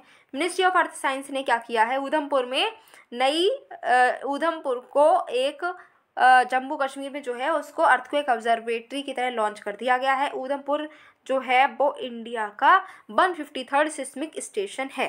ये कहाँ मिलता है, कहाँ है ये, कहाँ लोकेटेड है? तो ये दो जो फॉल्ट लाइंस हैं वहाँ उनके बीच में है। पहला है मेन फ्रंटल थ्रस्ट, दूसरा है मेन बाउंड्री थ्रस्ट, इसके बीच में ये मिलता है। और यहाँ पर जो भी अर्थ क्रस्ट के अंदर क्या क्या एक्टिविटीज चल रही हैं उससे रिलेटेड सारी इन्फॉर्मेशन हम यहाँ से प्राप्त कर सकते हैं। ओके, नेक्स्ट है ड्रेको। ड्रेको क्या है? तो यहाँ पर क्या हुआ है कि जो स्काई है ना वो ग्रीन हो गई है, ऐसा स्टॉर्म आया यूएस में। ठीक है, स्काई कैसी हो गई भाई? बादल हैं, ऑरेंज हमने देखे हैं, पर्पल देखे हैं, ब्लू देखे हैं, वाइट देखे हैं। ठीक है भाई, यहाँ पर ग्रीन हो गए। अचंभे की बात है, ग्रीन हो गए। ठीक है, तो एक स्टॉर्म ऐसा आया कि बादल ग्रीन कर दिए भाई। उसको हमने ड्रेचो बोला है, ड्रैको बोला है, जो भी बोल लो। ठीक है, ग्रीन कलर क्यों था आप? ये क्योंकि बहुत सारा पानी था ऊपर क्लाउड्स में। ठीक है, और वहाँ पर लाइट जो है वो उस पानी से इंटरेक्ट की और उसकी वजह से ग्रीन कलर निकल कर आया। ठीक है, ड्रैको क्या है? लॉन्ग लिव्ड, बहुत लंबा रहता है, wide spread straight line wind storm है जो कि रैपिडली यहाँ पर मूविंग शावर है, थंडर स्टॉर्म भी इसके साथ होता है। ठीक है, यहाँ पर कोई भी रोटेशन नहीं होता है, सीधी लाइन में जो है वो जो थंडर स्टॉर्म है वो चलता है। टोर्नेडो नहीं बनता है, गर्मियों में ये होता है। ठीक है, ओके आगे बढ़ो, आगे बढ़ते हैं। आगे है अपना एवलांच मॉनिटरिंग रडार। ये न्यूज़ में क्यों है? क्योंकि इंडिया का पहला अपना एवलांच मॉनिटरिंग रडार जो है नॉर्थ सिक्किम में हमने कर दिया है इंस्टॉल्ड। ठीक है, इसकी कैपेबिलिटी है कि ये एवलांचेस को डिटेक्ट कर सकता है, जो कि 3 सेकंड के अंदर ही, 3 सेकंड मतलब अगर एवलांच आने वाला है तो 3 सेकंड के अंदर ही बता देगा। ठीक है, ये जो है डीआरडीओ ने मिलकर बनाया है अपनी ही एक लैब के साथ में। ठीक है, डीआरडीओ की लैब कौन सी है? ये defence informatics and research establishment. ठीक है, ये क्या करती है? ये फोरकास्टिंग करती है और जो एवलांचेस से रिलेटेड जो भी आपके हजार्ड होने वाले होते हैं उसको कैसे कम करा जाए वो आर्मी को बताती है हमारी हिमालयन रीजन में। ठीक है, नेक्स्ट है South Asia drought monitoring system जो है जिसको हम सैट बोल रहे हैं। ये क्या है? इसको डेवलप किया है इंटरनेशनल वाटर मैनेजमेंट इंस्टीट्यूट और Indian council of agricultural research ने। ठीक है, इसका एम क्या है कि ये एड्रेस करेगा कि अभी कौन कौन से चैलेंजेस है ड्रॉट से रिलेटेड, उसको देखेगा। एक फ्रेमवर्क बनाएगा कैसे हमको ये ड्रॉट जो है वो रोकना है। ड्रॉट मतलब जानते हो? सूखा होना। ठीक है, सूखा पड़ जाता है वो होता है। ये जो है ये हमने टेस्ट किया है पाकिस्तान, बांग्लादेश, इंडिया, श्रीलंका, नेपाल, मालदीव, अफगानिस्तान, भूटान में। ठीक है, वीकली बेसिस पे ये मैनेज करेगा ड्रॉट को। फिर है आपकी एक ऐप है, ठीक है, जो कि न्यूज़ में है, उसको बोला गया है दामिनी ऐप। देखो दामिनी का हिंदी मीनिंग क्या होता है? जो बिजली होती है उसको दामिनी बोलते हैं, तो उसी से रिलेटेड ऐप है। क्या है? होम मिनिस्टर ने बोला है क्या कि जो दामिनी ऐप है इसको हर लोकल लैंग्वेज में अवेलेबल कराना चाहिए। ठीक है, ये क्या है? लाइटनिंग एक्टिविटी को मॉनिटर करती है। जो भी पर्सन है उसके अगर 20 किलोमीटर और 40 किलोमीटर की रेडियस में अगर उसके लाइटनिंग होने वाली होती है तो वो उसको अलर्ट कर देती है 3 घंटे पहले ही। ठीक है, इसको डेवलप किया है IITM Pune earth system science organisation ने, मिनिस्ट्री ऑफ अर्थ साइंस के अंडर। ओके, अब देखते हैं नेक्स्ट टॉपिक। थके तो नहीं हो? थकना नहीं है, चलो पढ़ लेते हैं पूरी। यार PT 365 को आज ख़त्म कर देंगे। चलो पढ़ो। देखो न्यूज़ में क्या है अभी हम देखते हैं। देखो सबसे इंपॉर्टेंट चीज़ यही है क्योंकि एक ना एक क्वेश्चन भाई रिपोर्ट से या इंडेक्स से आता ही आता है।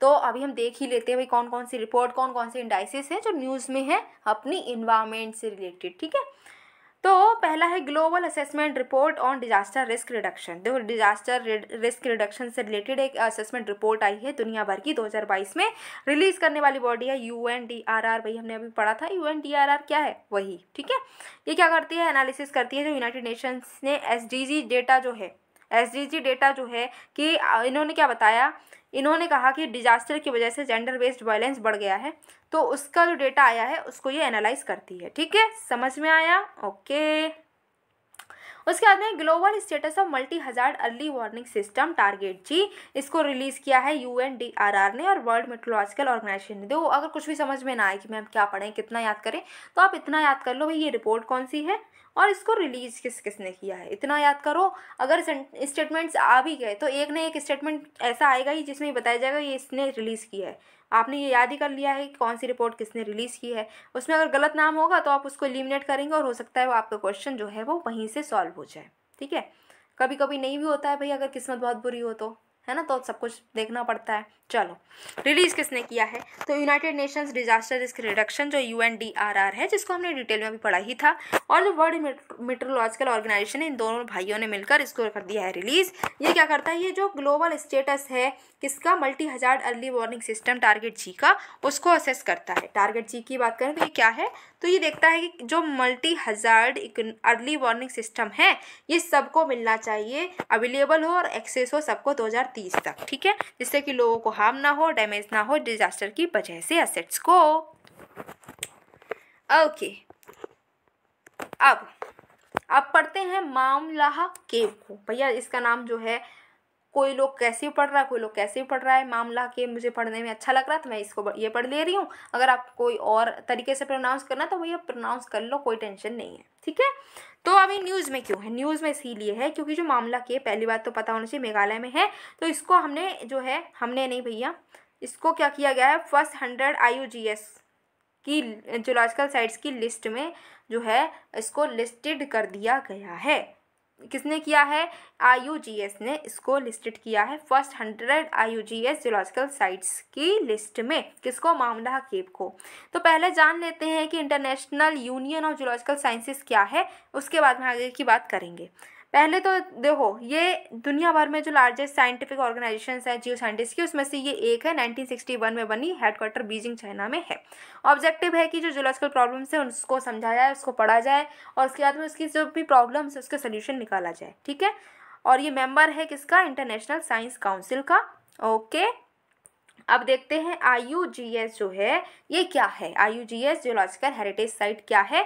तो IUGS के अकॉर्डिंग बात करें तो जूलॉजिकल हेरिटेज साइट क्या है, ऐसी की प्लेस है जहाँ पर जूलॉजिकल एलिमेंट से रिलेटेड कोई भी प्रोसेस या हो रही है, कोई एलिमेंट मिल रहा है जिसका साइंटिफिक इंटरनेशनल रेलिवेंस हो। ठीक है, जिससे हम जूलॉजिकल हिस्ट्री को रीबिल्ड कर सकते हैं, वो हमारे लिए बहुत important IUGS zoological heritage site होती है। ठीक है, अब जो डेजिग्नेशन है फर्स्ट 100 जियोलॉजिकल साइट्स का, वो किसके अंडर किया जा रहा है, एक प्रोजेक्ट चलाया गया था, project International Geoscience Programme, जिसके अंडर ये जो डेजिग्नेशन दिया जा रहा है। ये एक नॉलेज हब बनेगा यूनेस्को के लिए, जो कि फैसिलिटेट करेगा इंटरनेशनल लेवल पर साइंटिफिक कोऑपरेशन हो सके जियो साइंसेस के लिए। ठीक है, under the list of first 100 sites, इसमें जो ये जो 100 जूलॉजिकल साइट्स की लिस्ट बनाई जा रही है, जिसमें मामला केव को भी इंक्लूड किया गया है। तो इसमें कौन कौन सी तरीके की जूलॉजिकल साइट्स हैं, तो यहाँ पर टेक्टोनिक, स्ट्रैटिग्राफिकल, सेडिमेंटोलॉजिकल, पेस्ट्रोलॉजिकल, मिनरोलॉजिकल एंड मतलब बहुत सारे तरीके की इसमें साइट्स इंक्लूडेड हैं। लगभग सारी तरीके की जूलॉजिकल साइट्स इसमें इंक्लूडेड हैं। अब बात की जाए कि भाई ये जो मामला केव है जिसको अभी हमने इस लिस्ट में शामिल किया है, तो ये केव है क्या, इसके बारे में भी तो पता होना चाहिए भाई। तो पता कर लो ना, टेंशन क्या, भी बता देते हैं। देखो मामला केव है, इसको हम क्रे मामला भी बोलते हैं। ये इंडिया की, इंडियन कॉन्टिनेंट, सब कॉन्टिनेंट की बात की जाए तो 4th लार्जेस्ट केव है। लेंथ है इसकी 7 किलोमीटर। ठीक है, सोहरा में मिलती है, जिसको हम चेरापूंजी भी बोलते हैं। ईस्ट खासी हिल्स डिस्ट्रिक्ट का ये एक पार्ट है और पहली बार इसको लेफ्टिनेंट यूल ने 1844 में एक्सप्लोर किया था।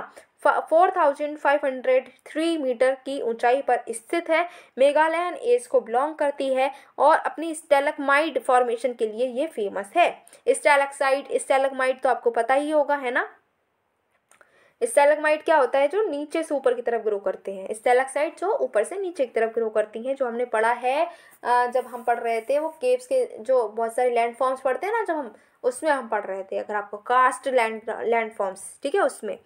अच्छा याद रखना इस केव के अंदर एक डीप पूल भी है जिसमें 5 रिवर्स आकर मिलती हैं। ठीक है, ओके। ये मेघालयन एज के बारे में बात की गई है। एक जो है ये होलोसीन इपोक का मोस्ट रिसेंट सब डिवीजन है, जो कि स्टार्ट हुआ था 4200 ईयर्स एगो। इतना याद रखो, ज़्यादा खचड़ पचड़ करने की जरूरत नहीं है दिमाग में। ठीक है, अब बात करें दूसरी इम्पॉर्टेंट न्यूज़ की, इसको भी पढ़ लो। देखो अगर थक गए हो तो वीडियो को पॉज कर लो, थोड़ा सा पानी वानी पी लो, चाय नाश्ता कर लो, चाय पीने का मन हो तो चाय पियो, कॉफ़ी पीने का मन है तो कॉफ़ी पियो, जो मन है कर लो। उसके बाद फिर से वीडियो प्ले करो और स्टार्ट हो जाओ, ठीक है। थोड़ा सा ही बचा है, और अगर मेरी तरह बैठना है तो फिर बैठ जाओ, लगातार पूरा ख़त्म कर लो, ठीक है। उसके बाद में आराम से मस्ती काटना थोड़ी देर, फिर तो पढ़ना ही है क्योंकि प्रीलिम्स आ रहे हैं तो भाई ज़्यादा मस्ती नहीं काटनी है। अच्छा, अदर इंपॉर्टेंट न्यूज़ की बात करें, रिलेटेड कोई और न्यूज़ है जो कि न्यूज़ में है तो हाँ भैया है। पहला है me you front. Me you front क्या है, चलो जल्दी जल्दी पढ़ देते हैं। मी यू फ्रंट क्या है, तो यहाँ पर बताया गया है कि अभी ऑल इंडिया जो जून रेनफॉल हुई है वो कम हुई है, ठीक है। पहले जो एवरेज है 165.3 mm की जून में बारिश होनी होती है, लेकिन इस बार जो है 152.3 mm ही हुई है। क्यों हुई है, तो म्यू फ्रंट जो है एक्टिव रेनफॉल स्पेल होता है वेस्टर्न पैसिफिक रीजन में। इसकी वजह से क्या हुआ है कि हमारे यहाँ की मॉइस्चर ही ले गई है म्यू फ्रंट सारा। म्यू जो है, मी यू फ्रंट है, वो हमारे यहाँ के मॉइस्चर को छीन के ले गया है और पैसिफिक रीजन में, वेस्टर्न पैसिफिक रीजन में रेन कर दी है, जिसकी वजह से क्या हो गया भाई, हमारे यहाँ पर बारिश कम हुई है। मेडन जूलियन ऑसिलेशन की बात करें, ये भी फेज आउट ऑफ फेज रहा, जिसकी वजह से बारिश यहाँ पर नहीं हो पाई। और ये है क्या, यहाँ पर रेन बेयरिंग है, तो जो है ईस्टवर्ड प्रोपगेट करता है, ये ईस्टवर्ड चलता है, रेन इससे रेन होती है, इतना याद रखो, ठीक है। फिर अजोर्स हाई, अजोर्स हाई बात करें तो एक एक्सट्रीमली लार्ज अजोर्स हाई जो है उसकी वजह से बहुत ही एबनॉर्मली ड्राई कंडीशन हो गई है मेडिटेरियन रीजन में। मेडिटेरियन बहुत इंपॉर्टेंट रीजन है, मैप में पूरा देख लेना कौन कौन सी कंट्रीज आसपास हैं, कौन कौन से वहाँ पर आइलैंड मिल रहे हैं, वो सब देख लेना, ठीक है। एक बार जब पेपर हो, जब प्रीलिम्स हो 28 मई को है, उससे 2-3 दिन पहले देखना, वरना भूल जाओगे, ठीक। तो यहाँ पर क्या हुआ है, जो मेडिटेरियन के आसपास की कंट्रीज़ हैं बेचारी, वो कंट्रीज़ बहुत ही ज़्यादा सूखी कंडीशन जो है, ड्रॉट जो है उसको सामने उसका कर रही हैं, उसको फेस कर रही हैं, क्योंकि अजोर्स हाई हो गया है। अब अजोर्स हाई हो गया, ये क्या होता है इसको भी समझो। तो ये सब ट्रॉपिकल हाई प्रेशर सिस्टम है जो कि ईस्टर्न सब ट्रॉपिकल नॉर्थ अटलांटिक और वेस्टर्न यूरोप के तरफ मूव कर जाता है विंटर में। इसकी वजह से क्या होता है कि जो है सूखा आ जाता है भाई, ठीक है। फिर है हाइड्रोलिक फ्रैकिंग। ये क्या है, न्यूज़ में क्यों है भैया, तो हाइड्रोलिक फ्रैक्चरिंग या फिर फ्रैकिंग की बात करें तो अभी तक इस पर बैन लगा था, इंग्लैंड ने बैन लगाया रखा था, अब ये बैन जो है लिफ्ट कर दिया गया है इंग्लैंड के द्वारा। फ्रैकिंग की बात करें तो ये एक टेक्निक है जिसकी वजह से शेल गैस को निकाला जाता है, शेल रॉक से ऑयल या फिर गैस को निकाला जाता है। इसमें क्या होता है, इसमें इंजेक्शन लगाया जाता है, इसमें जो है फ्लूइड को बहुत हाई प्रेशर पर डाला जाता है रॉक में, जिसकी वजह से क्या होता है कि अर्थ में ट्रेमर्स देखने को मिलते हैं, अर्थ में छोटे मोटे जो झटके होते हैं, झटके लगते हैं अर्थक्वेक के, वो देखने को मिलते हैं। इसी वजह से इस पर बैन लगाया गया था, लेकिन अब बैन हटा लिया गया है। अब जो फ्रैकिंग के लिए क्या क्या यूज़ किया जाता है, तो गौर गम और क्लस्टर बीन पाउडर यूज़ किया जाता है फ्रैकिंग करने के लिए, ठीक है। ओके, अब देखते हैं, बस थोड़ा सा रह गया है अभी हमारा जो है PT 365 इन्वायरमेंट की कंप्लीट होने वाली है, थोड़ी सी देर और बैठ जाओ और पढ़ लो, ठीक है। प्लेसेस, ऐसी कौन कौन सी प्लेसेस हैं जो न्यूज़ में रहीं, ठीक है। ऊपर से शुरुआत कर देते हैं, तो सबसे पहले देखते हैं उत्तराखंड की प्लेस जो है यांगटी कुटी वैली, यांगटी कुटी वैली जो उत्तराखंड में है। अब ये न्यूज़ में इसलिए थी क्योंकि बहुत सारे ग्लेशियल एडवांसेस जो हैं वो देखे जा रहे हैं, जो क्लाइमेट वेरिएबिलिटी के साथ सिंक कर रहे हैं। दूसरी है गुजरात की बात करें, बन्नी ग्रासलैंड्स। अभी यहाँ पर जो गुजरात के फॉरेस्ट डिपार्टमेंट है, उन्होंने कहा 10,000 हेक्टेयर का फॉरेस्ट जो लैंड है, जो ग्रासलैंड है, इसको हम रीस्टोर करेंगे। बन्नी ग्रासलैंड की बात करें तो एशिया का लार्जेस्ट ग्रासलैंड है ये, ठीक है। उसके बाद मोरबी गुजरात की बात करें तो यहाँ पर मच्छू रिवर है एक, उसका ब्रिज कोलैप्स हो गया था, इसीलिए ये न्यूज़ में आ गई। यूपी की बात करें तो केन बेतवा लिंक प्रोजेक्ट है, इसकी सेकंड मीटिंग जो अभी कमेटी बनी थी उसकी सेकंड मीटिंग हुई है न्यू दिल्ली में। ये पहला ऐसा प्रोजेक्ट है जो कि national perspective plan for interlinking of river के अंडर काम हो रहा है इस प्रोजेक्ट में, ठीक है। तमिलनाडु की बात करें तो पंबन ब्रिज जो है ये पहला वर्टिकल लिफ्ट सी ब्रिज बना है जो कि रेलवे विकास निगम लिमिटेड बना रहे हैं। उसके बाद है अपना ग्रेट निकोबार जो कि अंडमान निकोबार में मिलता है। यहाँ पर ministry of environment forest climate change ने एनवायरमेंटल क्लियरेंस दे दी है एक डेवलपमेंट पॉइंट की। इंदिरा पॉइंट की बात करें तो इंडिया का सदर्न मोस्ट पॉइंट है ये, ठीक है। अंडमान निकोबार की बात करें तो इसको बैरन आइलैंड जो है यहाँ पर क्लोजली इसको देखा जा रहा है कि यहाँ पर इरप्शन ना हो जाए, क्योंकि ये एक्टिव वोल्केनो है, ओनली एक्टिव वोल्केनो है जो कि साउथ एशिया में लोकेटेड है। उसके बाद फिर से हमें थोड़ा ऊपर जाना पड़ेगा जी। अब हम देखते हैं यहाँ पर मॉन्सिमरम एंड चेरापूंजी को। यहाँ पर जो है एक दिन में इतनी बारिश हुई है जितना कि पूरी जून में नहीं हुई। तो ये प्लेसेस हमारे न्यूज़ में रहे। ओके, रिवर्स जो न्यूज़ में है इनको देख लो। रिवर्स से भैया क्वेश्चन बन जाता है, पिछली साल भी बना था।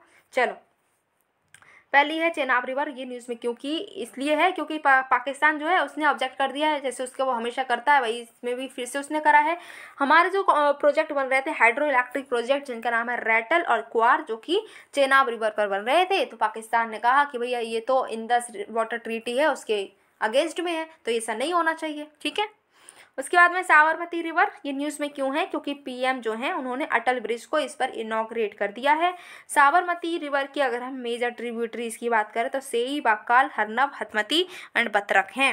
ओके, नर्मदा रिवर की बात करें तो पीएम ने यहाँ पर भुज मांडवी नर्मदा ब्रांच कैनाल को इनॉग्रेट किया गया है, जो कि सरदार सरोवर डैम से पानी लेकर आएगी। ठीक है, लार्जेस्ट वेस्ट फ्लोइंग रिवर है नर्मदा रिवर। ट्रिब्यूटरीज की बात करें तो बरनेर, बंजर, दूधी, कुंडी, हिरन, कोलार, उरी, हटनी है। फिर है बेदती रिवर एंड बरद रिवर। ठीक है, इन्वायरमेंटल ग्रुप्स जो है कर्नाटक में उन्होंने एक प्रोजेक्ट जो था बेदती और बरद रिवर को लिंक करने का, उसको क्रिटिसाइज किया है। फिर है प्राणहिता रिवर। कौन सी रिवर है भाई? प्राणहिता रिवर। यहाँ पर पुष्करलू फेस्टिवल को ऑर्गेनाइज किया है और ये गोदावरी रिवर की लार्जेस्ट ट्रिब्यूटरी है। उसके बाद में है सुकापाइका रिवर, जो कि एनजीटी ने डायरेक्ट किया है कि इसको 6 महीने के अंदर अंदर रिवाइव करो। ये महानदी रिवर की डिस्ट्रीब्यूटरी है। ठीक है, ट्रिब्यूटरी नहीं है, डिस्ट्रीब्यूटरी है। कुशारा रिवर भी न्यूज़ में है क्योंकि कैबिनेट ने अप्रूव किया है एक मेमोरेंडम ऑफ अंडरस्टैंडिंग बांग्लादेश के साथ में, इसके पानी को किस तरीके से विड्रॉ करना है उसके लिए। ठीक है, ये बराक रिवर की डिस्ट्रीब्यूटरी है। एक और रिवर बची है भाई, कामेंग रिवर की बात करी जाए तो कामेंग रिवर में मिनिस्ट्री ऑफ पावर ने एक 600 मेगावाट का कामेंग हाइड्रो पावर स्टेशन में यहाँ पर बनाया है और ये ब्रह्मपुत्र रिवर की ट्रिब्यूटरी है। ओके, कौन कौन से प्लेसेस भाई न्यूज़ में है इंटरनेशनल लेवल पर बात की जाए तो ज्योग्राफिकल फीचर्स देखते हैं। चलो देख लो, ये है अपना माउना लोआ, ये हवाई में है। ग्रेट लेक्स नॉर्थ अमेरिका में दिख रहे हैं। पैंटानल वेटलैंड्स यहाँ पर हमको दिख रहे हैं। ठीक है, ब्राज़ील के पास में। उसके बाद में है रिकजैविक, जो कि कैपिटल है आइसलैंड की।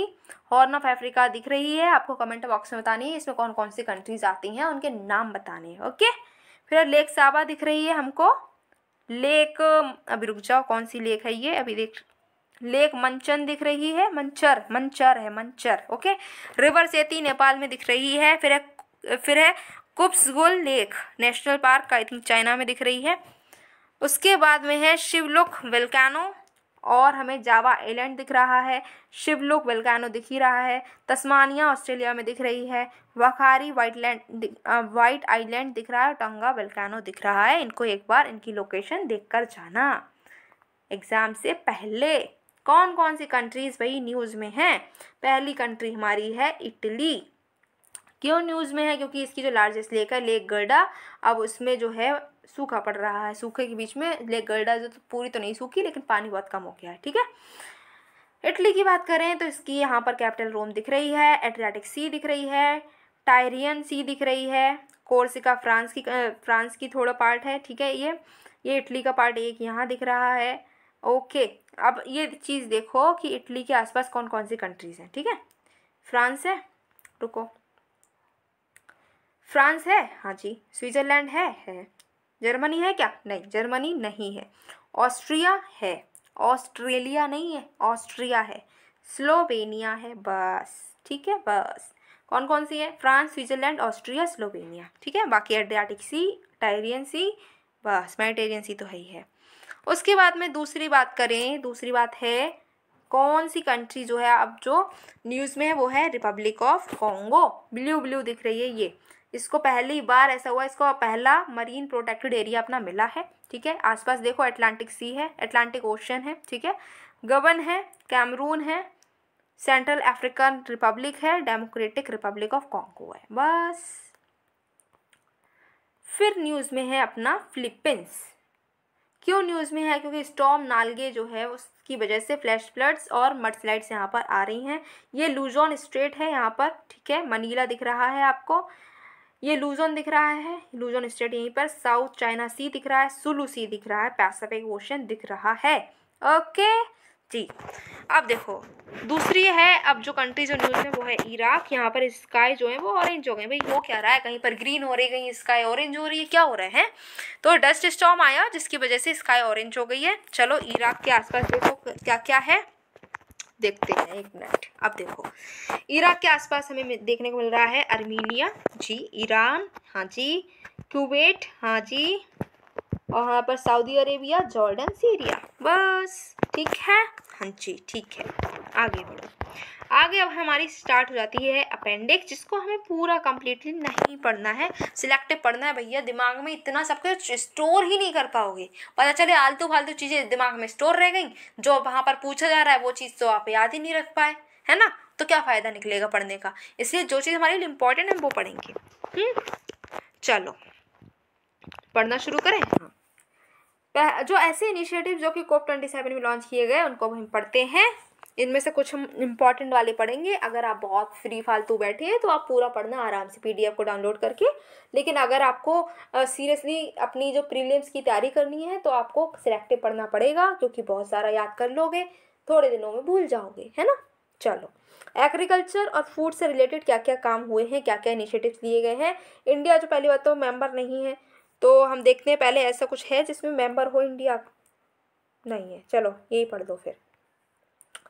एग्रीकल्चर एंड फूड जो है उससे में पहला जो आपका इनिशिएटिव है वो है agricultural innovation mission for climate, जिसको हम AIM4 बोल रहे हैं। AIM4 नहीं है, AIM4C, ठीक है। इसके जो मेंबर हैं वो है UAE and US, India member नहीं है। इसका एम है कि इन्वेस्टमेंट को बूस्ट किया जाएगा, फूड सिस्टम को बड़ा अच्छा किया जाएगा, क्लाइमेट स्मार्ट एग्रीकल्चर को सपोर्ट किया जाएगा। दूसरा है initiative on nutrition and climate change, जिसको ICAN बोल रहे हैं। इजिप्ट ने FAO और WHO के साथ में मिलकर इसको लॉन्च किया है। एम है कि मेंबर स्टेट्स को क्लाइमेट चेंज अडेप्टेशन में हेल्प की जाएगी, न्यूट्रिशन बढ़ाया जाएगा, ट्रांसफॉर्मेटिव एक्शन लिया जाएगा जिससे कि हेल्दी डाइट्स को डिलीवर किया जाए। उसके बाद में है अपना International Drought Resilience Alliance, Spain और सेनेगल ने किया है। 30 और कंट्रीज इसमें शामिल हैं, बट हम नहीं हैं, इंडिया नहीं है इसका मेंबर। इसका एम है कि ऐसी कंट्रीज जो कि ड्रॉट से जूझ रही हैं उनको हेल्प किया जाए। फिर है food and agriculture for sustainable transformation initiative, FAO ने UN एजेंसीज के साथ में मिलकर लॉन्च किया है। एम है कि फूड सिस्टम और एग्रीकल्चर सिस्टम को ट्रांसफॉर्म किया जाएगा 2030 तक। फाइनेंस से रिलेटेड बात की जाए तो सस्टेनेबल डेट कोलिजन इनिशिएटिव जो है इजिप्ट ने लॉन्च किया है। एम है कि जो फिजिकल पोजीशन है ऐसी डेवलपिंग इकोनॉमीज़ की जो बहुत ज़्यादा फिजिकल पोजीशन से जूझ रही हैं, उनकी फिजिकल कंडीशन अच्छी नहीं है, तो उसमें हेल्प किया जाएगा। डेट बर्टन को ख़त्म करने की बात की गई है, ठीक है। एक नया ये लॉन्च किया गया है, इसने एक नया ट्रैक को लॉन्च किया है जिससे कंसल्टेशन हो सकता है, डेट क्लाइमेट और डेवलपमेंट को डिस्कस किया जाएगा। फिर बात करें global shield against climate risk, इसमें G7 और B20 इन्होंने इसको लॉन्च किया है। किसने किया है? G7 and B20। B20 क्या है? वल्नरेबल 20, आपको याद रखना है, ये नया टर्म है। B20 क्या है? ये डेडिकेटेड है जिससे कि कोऑपरेशन किया जाए ऐसी इकोनॉमीज़ में जो कि क्लाइमेट चेंज के लिए वल्नरेबल हैं, ठीक है। इसमें 58 कंट्रीज आती हैं। ओके यहाँ पर एम है कि रिस्क इंश्योरेंस किया जाएगा, climate protection, social protection schemes को डेवलपिंग कंट्रीज में लाया जाएगा, ठीक है। वर्ल्ड बैंक ने भी इसमें क्या किया है, अनाउंसमेंट की है कि ग्लोबल शील्ड फाइनेंसिंग फैसिलिटी को प्रोवाइड किया जाएगा। इंडस्ट्री ट्रांजिशन प्रोग्राम की बात करें तो ये क्लाइमेट इन्वेस्टमेंट फंड ने लॉन्च किया है। ये दुनिया की पहली large scale dedicated finance programme है डेवलपिंग कंट्रीज़ के लिए, जो कि इंडस्ट्री ट्रांजिशन को डेडिकेटेड है। अब ये हमारे लिए इम्पॉर्टेंट है, इसको हम पढ़ेंगे। इसमें मनग्रोव एलियांस फॉर क्लाइमेट, ये फॉरेस्ट एंड लैंड से रिलेटेड जो भी इनिशिएटिव्स लिए गए हैं उसमें हम बात कर रहे हैं। तो मनग्रोव एलियांस फॉर क्लाइमेट की बात करें तो UAE और इंडोनेशिया ने इसको लॉन्च किया है, हम भी इसके मेंबर हैं। हमारे अलावा भी बहुत सारे मेंबर हैं जैसे कि श्रीलंका, ऑस्ट्रेलिया, जापान, स्पेन। इसका एम है कि मनग्रोव्स का क्या रोल है हमारे क्लाइमेट चेंज को और ग्लोबल वार्मिंग को कम करने में, वो बताया जाएगा, अवेयरनेस को फैलाया जाएगा और एजुकेट किया जाएगा लोगों को, ठीक है। उसके बाद में हम और किसी के मेंबर हैं क्या? नहीं नहीं, तो हम इसमें इतना ही पढ़ेंगे। हेल्थ की बात कर लेते हैं, तो हेल्थ एंड न्यूट्रिशन में देखें तो aliens for transformative action on climate and health, जिसको अटैच हम बोल रहे हैं, इसको यूके और इजिप्ट ने कन्वेंट किया है। एम है कि हम COP26 में जो भी हमने एम्बिशंस को climate resilient and sustainable health system बनाने के लिए किया था, उसको हम अचीव कर पा रहे हैं या नहीं, वो देखना है इनको। मेंबर है WHO मेंबर को की पावर जो है उसको हेल्प करना है, उसको इकट्ठी करना है, जिससे कि इस एरिया में काम किया जा सके। अफ्रीकन रीजन से रिलेटेड इनिशिएटिव्स के सिर्फ नाम पढ़ेंगे। Africa just and affordable energy transition initiative लिया गया है, इजिप्ट ने लिया है। एम तो आपको पता ही है, एनर्जी ट्रांजिशन की बात करी जा रही है। रिसेंट लाइफ दिया जाएगा क्लाइमेट रिजिलिएंट अफ्रीका रीजनल के लिए, ठीक है। अफ्रीकन वीमेन के लिए काम किया गया है, African women's climate adaptive priorities, African carbon market initiative, friends of greening national investment plans in Africa and developing countries and global waste initiative, ठीक है। सबके नाम से ही सब कुछ क्लियर हो ही रहा है, तो अगर क्वेश्चन बनता है तो आप कर भी लोगे, तो इसीलिए उसको डिस्कस नहीं करेंगे। अभी हम इंडिया स्पेसिफिक पढ़ रहे हैं। चलो देखते हैं, मोबिलिटी एंड अर्बन ट्रांसफॉर्मेशन से रिलेटेड कोई इनिशिएटिव, हाँ जी लिए गए हैं। पहला है low carbon transport for urban sustainability initiative, जिसको हम लोटस बोल रहे हैं। इसमें जो है स्लो कैट एंड BCG ने पार्ट किया है और यूनो के साथ में मिलकर इसको लॉन्च किया है कि अर्बन मोबिलिटी में इम्प्रूव और डिकार्बनाइज किया जा सके। फिर A to Z कोलिजन जो है, इसमें UK और बहुत सारी अलग अलग कैंपेन और ग्रुप हैं जिन्होंने ज्वाइन किया है। एम है कि जो आपके जीरो एमिशन व्हीकल्स है उसको सपोर्ट करें और उसको बढ़ावा दें। फिर है collective for clean transport finance, ये हाई लेवल चैम्पियंस और बहुत सारी जो ऑर्गेनाइजेशन है उन्होंने मिलकर इसको लॉन्च किया है। इन्वेस्टमेंट है कि जीरो एमिशन ट्रांसपोर्ट में, इसका एम है कि जीरो एमिशन ट्रांसपोर्ट्स जो हैं उसमें जो है ऐसे टूल्स बनाए जाए कि रिस्क जो है उसको वो चेक कर सकें, ठीक है। Zero emission vehicles emerging market campaign, इसको USA ने लॉन्च किया है। ये 1 साल की कैंपेन चलेगी, जिसमें जीरो एमिशन पैसेंजर व्हीकल्स जो हैं उसको एक्सेलरेट किया जाएगा, उसको और ज़्यादा बढ़ावा दिया जाएगा। ओके, अब ये दो हमारे लिए इम्पॉर्टेंट है, इनको भी हम देखेंगे। Climate mitigation and adaptation targets की अगर हम बात करें तो first movers collision cement and concrete commitment जो है, फर्स्ट मूवर कोलिजन का मेंबर है इंडिया भी। इसका एम है कि हम कम से कम 10% नियर जीरो कार्बन सीमेंट और कंक्रीट को परचेज करेंगे 2030 तक, ठीक है। फिर leadership for industry transition summit 2022, ठीक है। इसको होस्ट किया है इंडिया और स्वीडन ने, और हम इसके मेंबर हैं क्योंकि होस्ट भी किया है तो पता ही है, ठीक है। इसका वही है कि कमिटमेंट है कि हम अपनी जो लो कार्बन ट्रांजिशन करेंगे इंडस्ट्रीज़ का। ओके, दूसरों की बात कर लेते हैं जिसमें हम पार्ट हैं, ओके, या फिर हमारे लिए इम्पॉर्टेंट है। पहला है executive action for 2023-2027 early warnings for all action plan, WMO ने इसको लॉन्च किया है। इसमें देखा जा रहा है कि Sunday framework for disaster risk reduction जो है उसको कैसे इम्प्लीमेंट किया जा रहा है, कितनी प्रोग्रेस हुई है, क्या क्या चीज़ें और चाहिए हैं, वो सब इसमें देखा जाएगा। नेक्स्ट है climate responses for sustaining peace, Cairo international centre for conflict resolution, peace keeping and peace building ने इसको लॉन्च किया है। एम है कि इंटीग्रेटेड क्लाइमेट रिस्पॉन्स जो है वो उसको इंश्योर किया जाए, जिससे कि पीस एंड डेवलपमेंट हो सके। अब देखते हैं कि जो बहुत सारे बायोडाइवर्सिटी हेरिटेज साइट्स जो हैं इंडिया में डिक्लेयर हुए हैं, तो कौन कौन से हुए हैं उसको हम देखेंगे।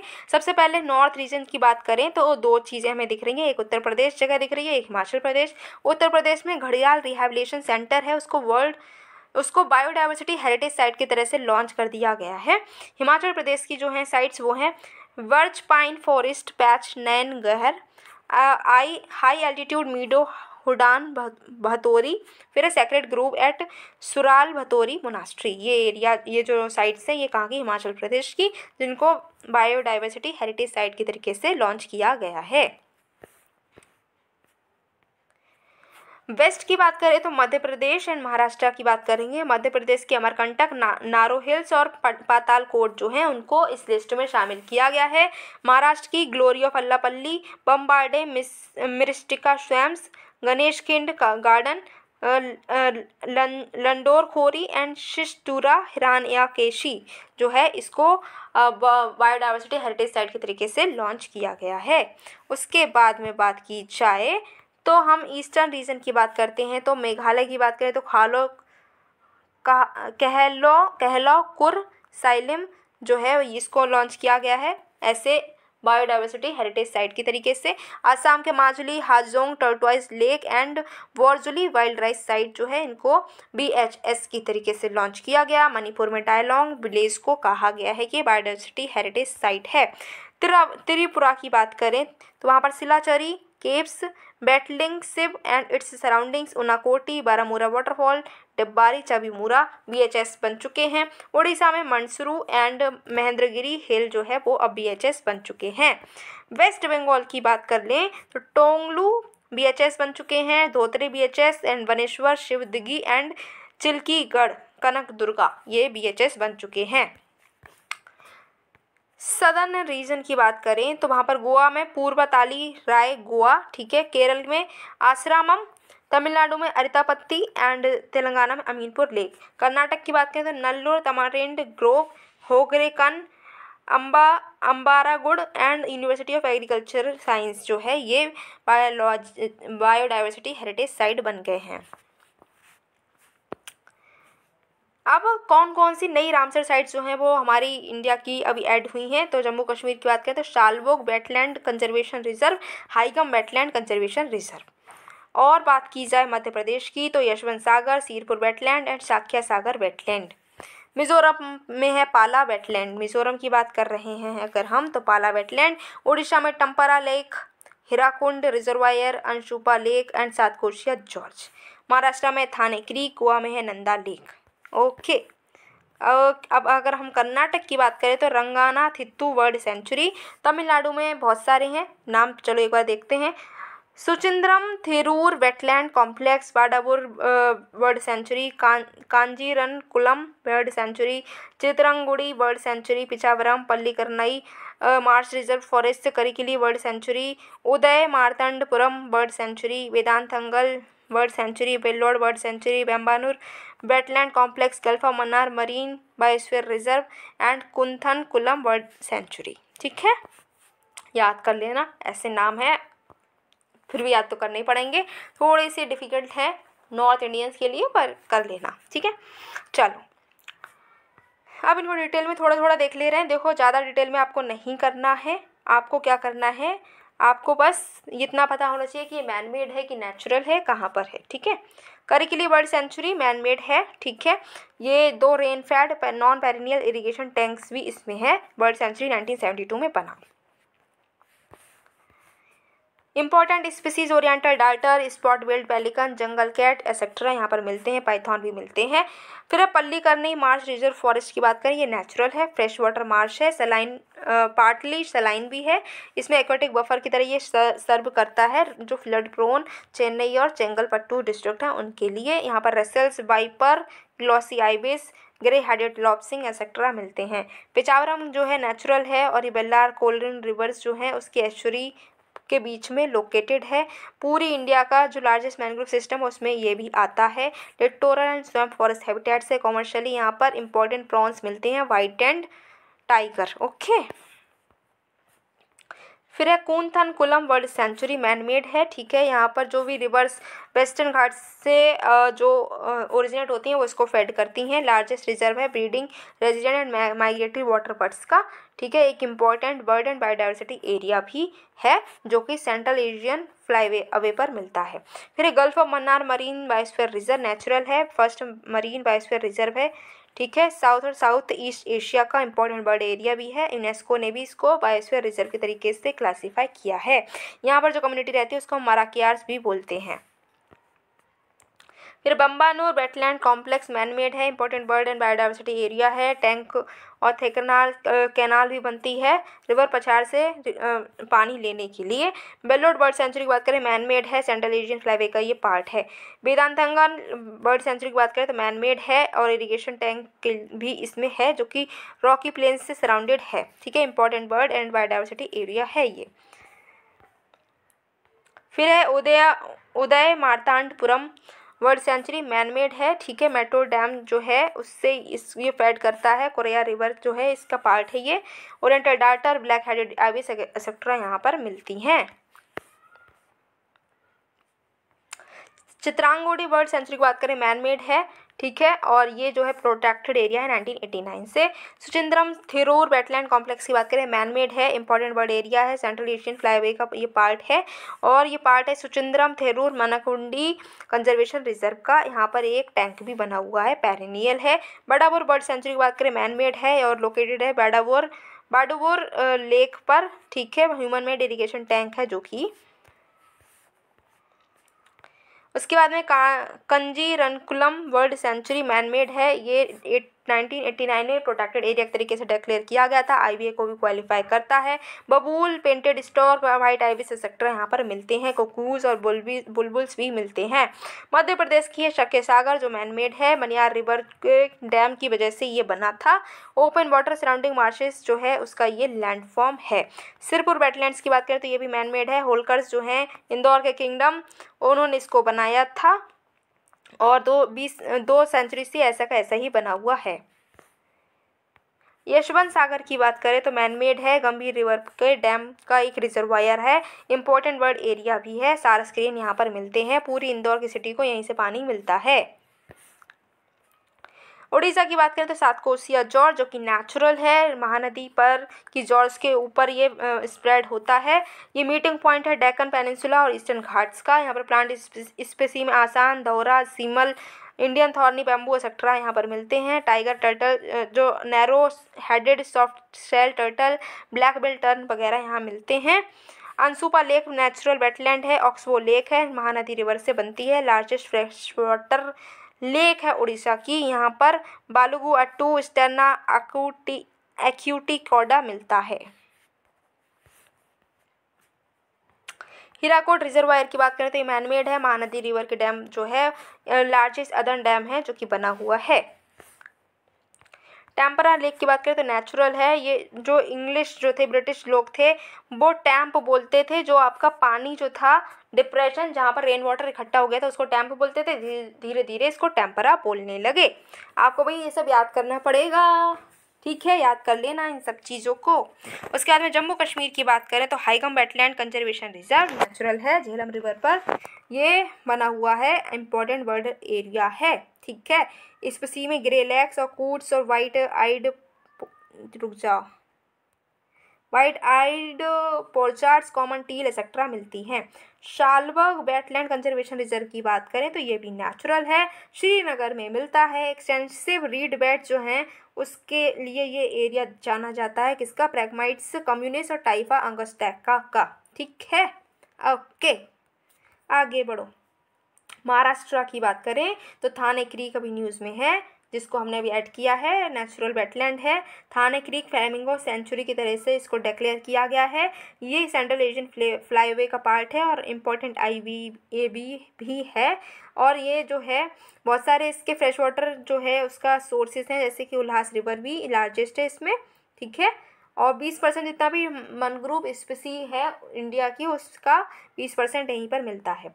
कर्नाटक में है रंगनाथित्तु बर्ड सेंचुरी जो नेचुरल है, कावेरी रिवर का पार्ट है, बायोडाइवर्सिटी एरिया भी डिक्लेयर किया गया है, मगर क्रोकोडाइल यहीं पर मिलता है। मिजोरम की भाई बात की जाए तो यहाँ पर है पाला वेटलैंड जो कि नेचुरल है और लार्जेस्ट नेचुरल वेटलैंड है स्टेट ऑफ मिजोरम में, ठीक है। ये लोकल जो मारा लोग रहते हैं वो यहाँ पर रहते हैं और वो इसकी पूजा करते हैं। गोवा में है नंदा लेक नेचुरल वेटलैंड है, ज्वारी रिवर की ट्रिब्यूटरी पर ये एस्टैब्लिश है। Black headed ibis, wire tailed swallow, common Kingfisher यहाँ मिलते हैं। इसी के साथ में हमारी जो विज़न है, विज़न की PT 365 इन्वायरमेंट की, congratulations to all of you, क्योंकि हमने इतनी बड़ी सी जो PT 365 है उसको काफ़ी इंटरेस्टिंग वे में कंप्लीट किया है। इतना तो मैं कह सकती हूँ भैया, आपको नींद तो नहीं आई होगी, नींद तो नहीं आई ना, पक्का ना, अच्छे से समझ में आया, बोर तो नहीं हुए?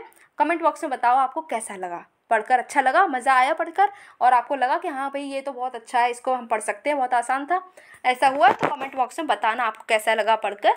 और आपको क्या करना है, आपको अगर समझ में आया है, इंटरेस्टिंग लगा है तो वीडियो को लाइक करो, शेयर करो, चैनल को सब्सक्राइब कर लो, क्योंकि आगे बहुत सारी चीज़ें आने वाली है, बहुत सारे मैगजीन्स को मैं कवर करूँगी और जो आने वाली PT 365 है उनको भी कंप्लीट करके आपको बताया जाएगा, आपको पढ़ाया जाएगा, वो भी ऐसे ही इंटरेस्टिंग मैनर में, ठीक है। ओके, मिलते हैं नेक्स्ट वीडियो में नेक्स्ट टॉपिक के साथ। Till then keep your knowledge edge hunting on.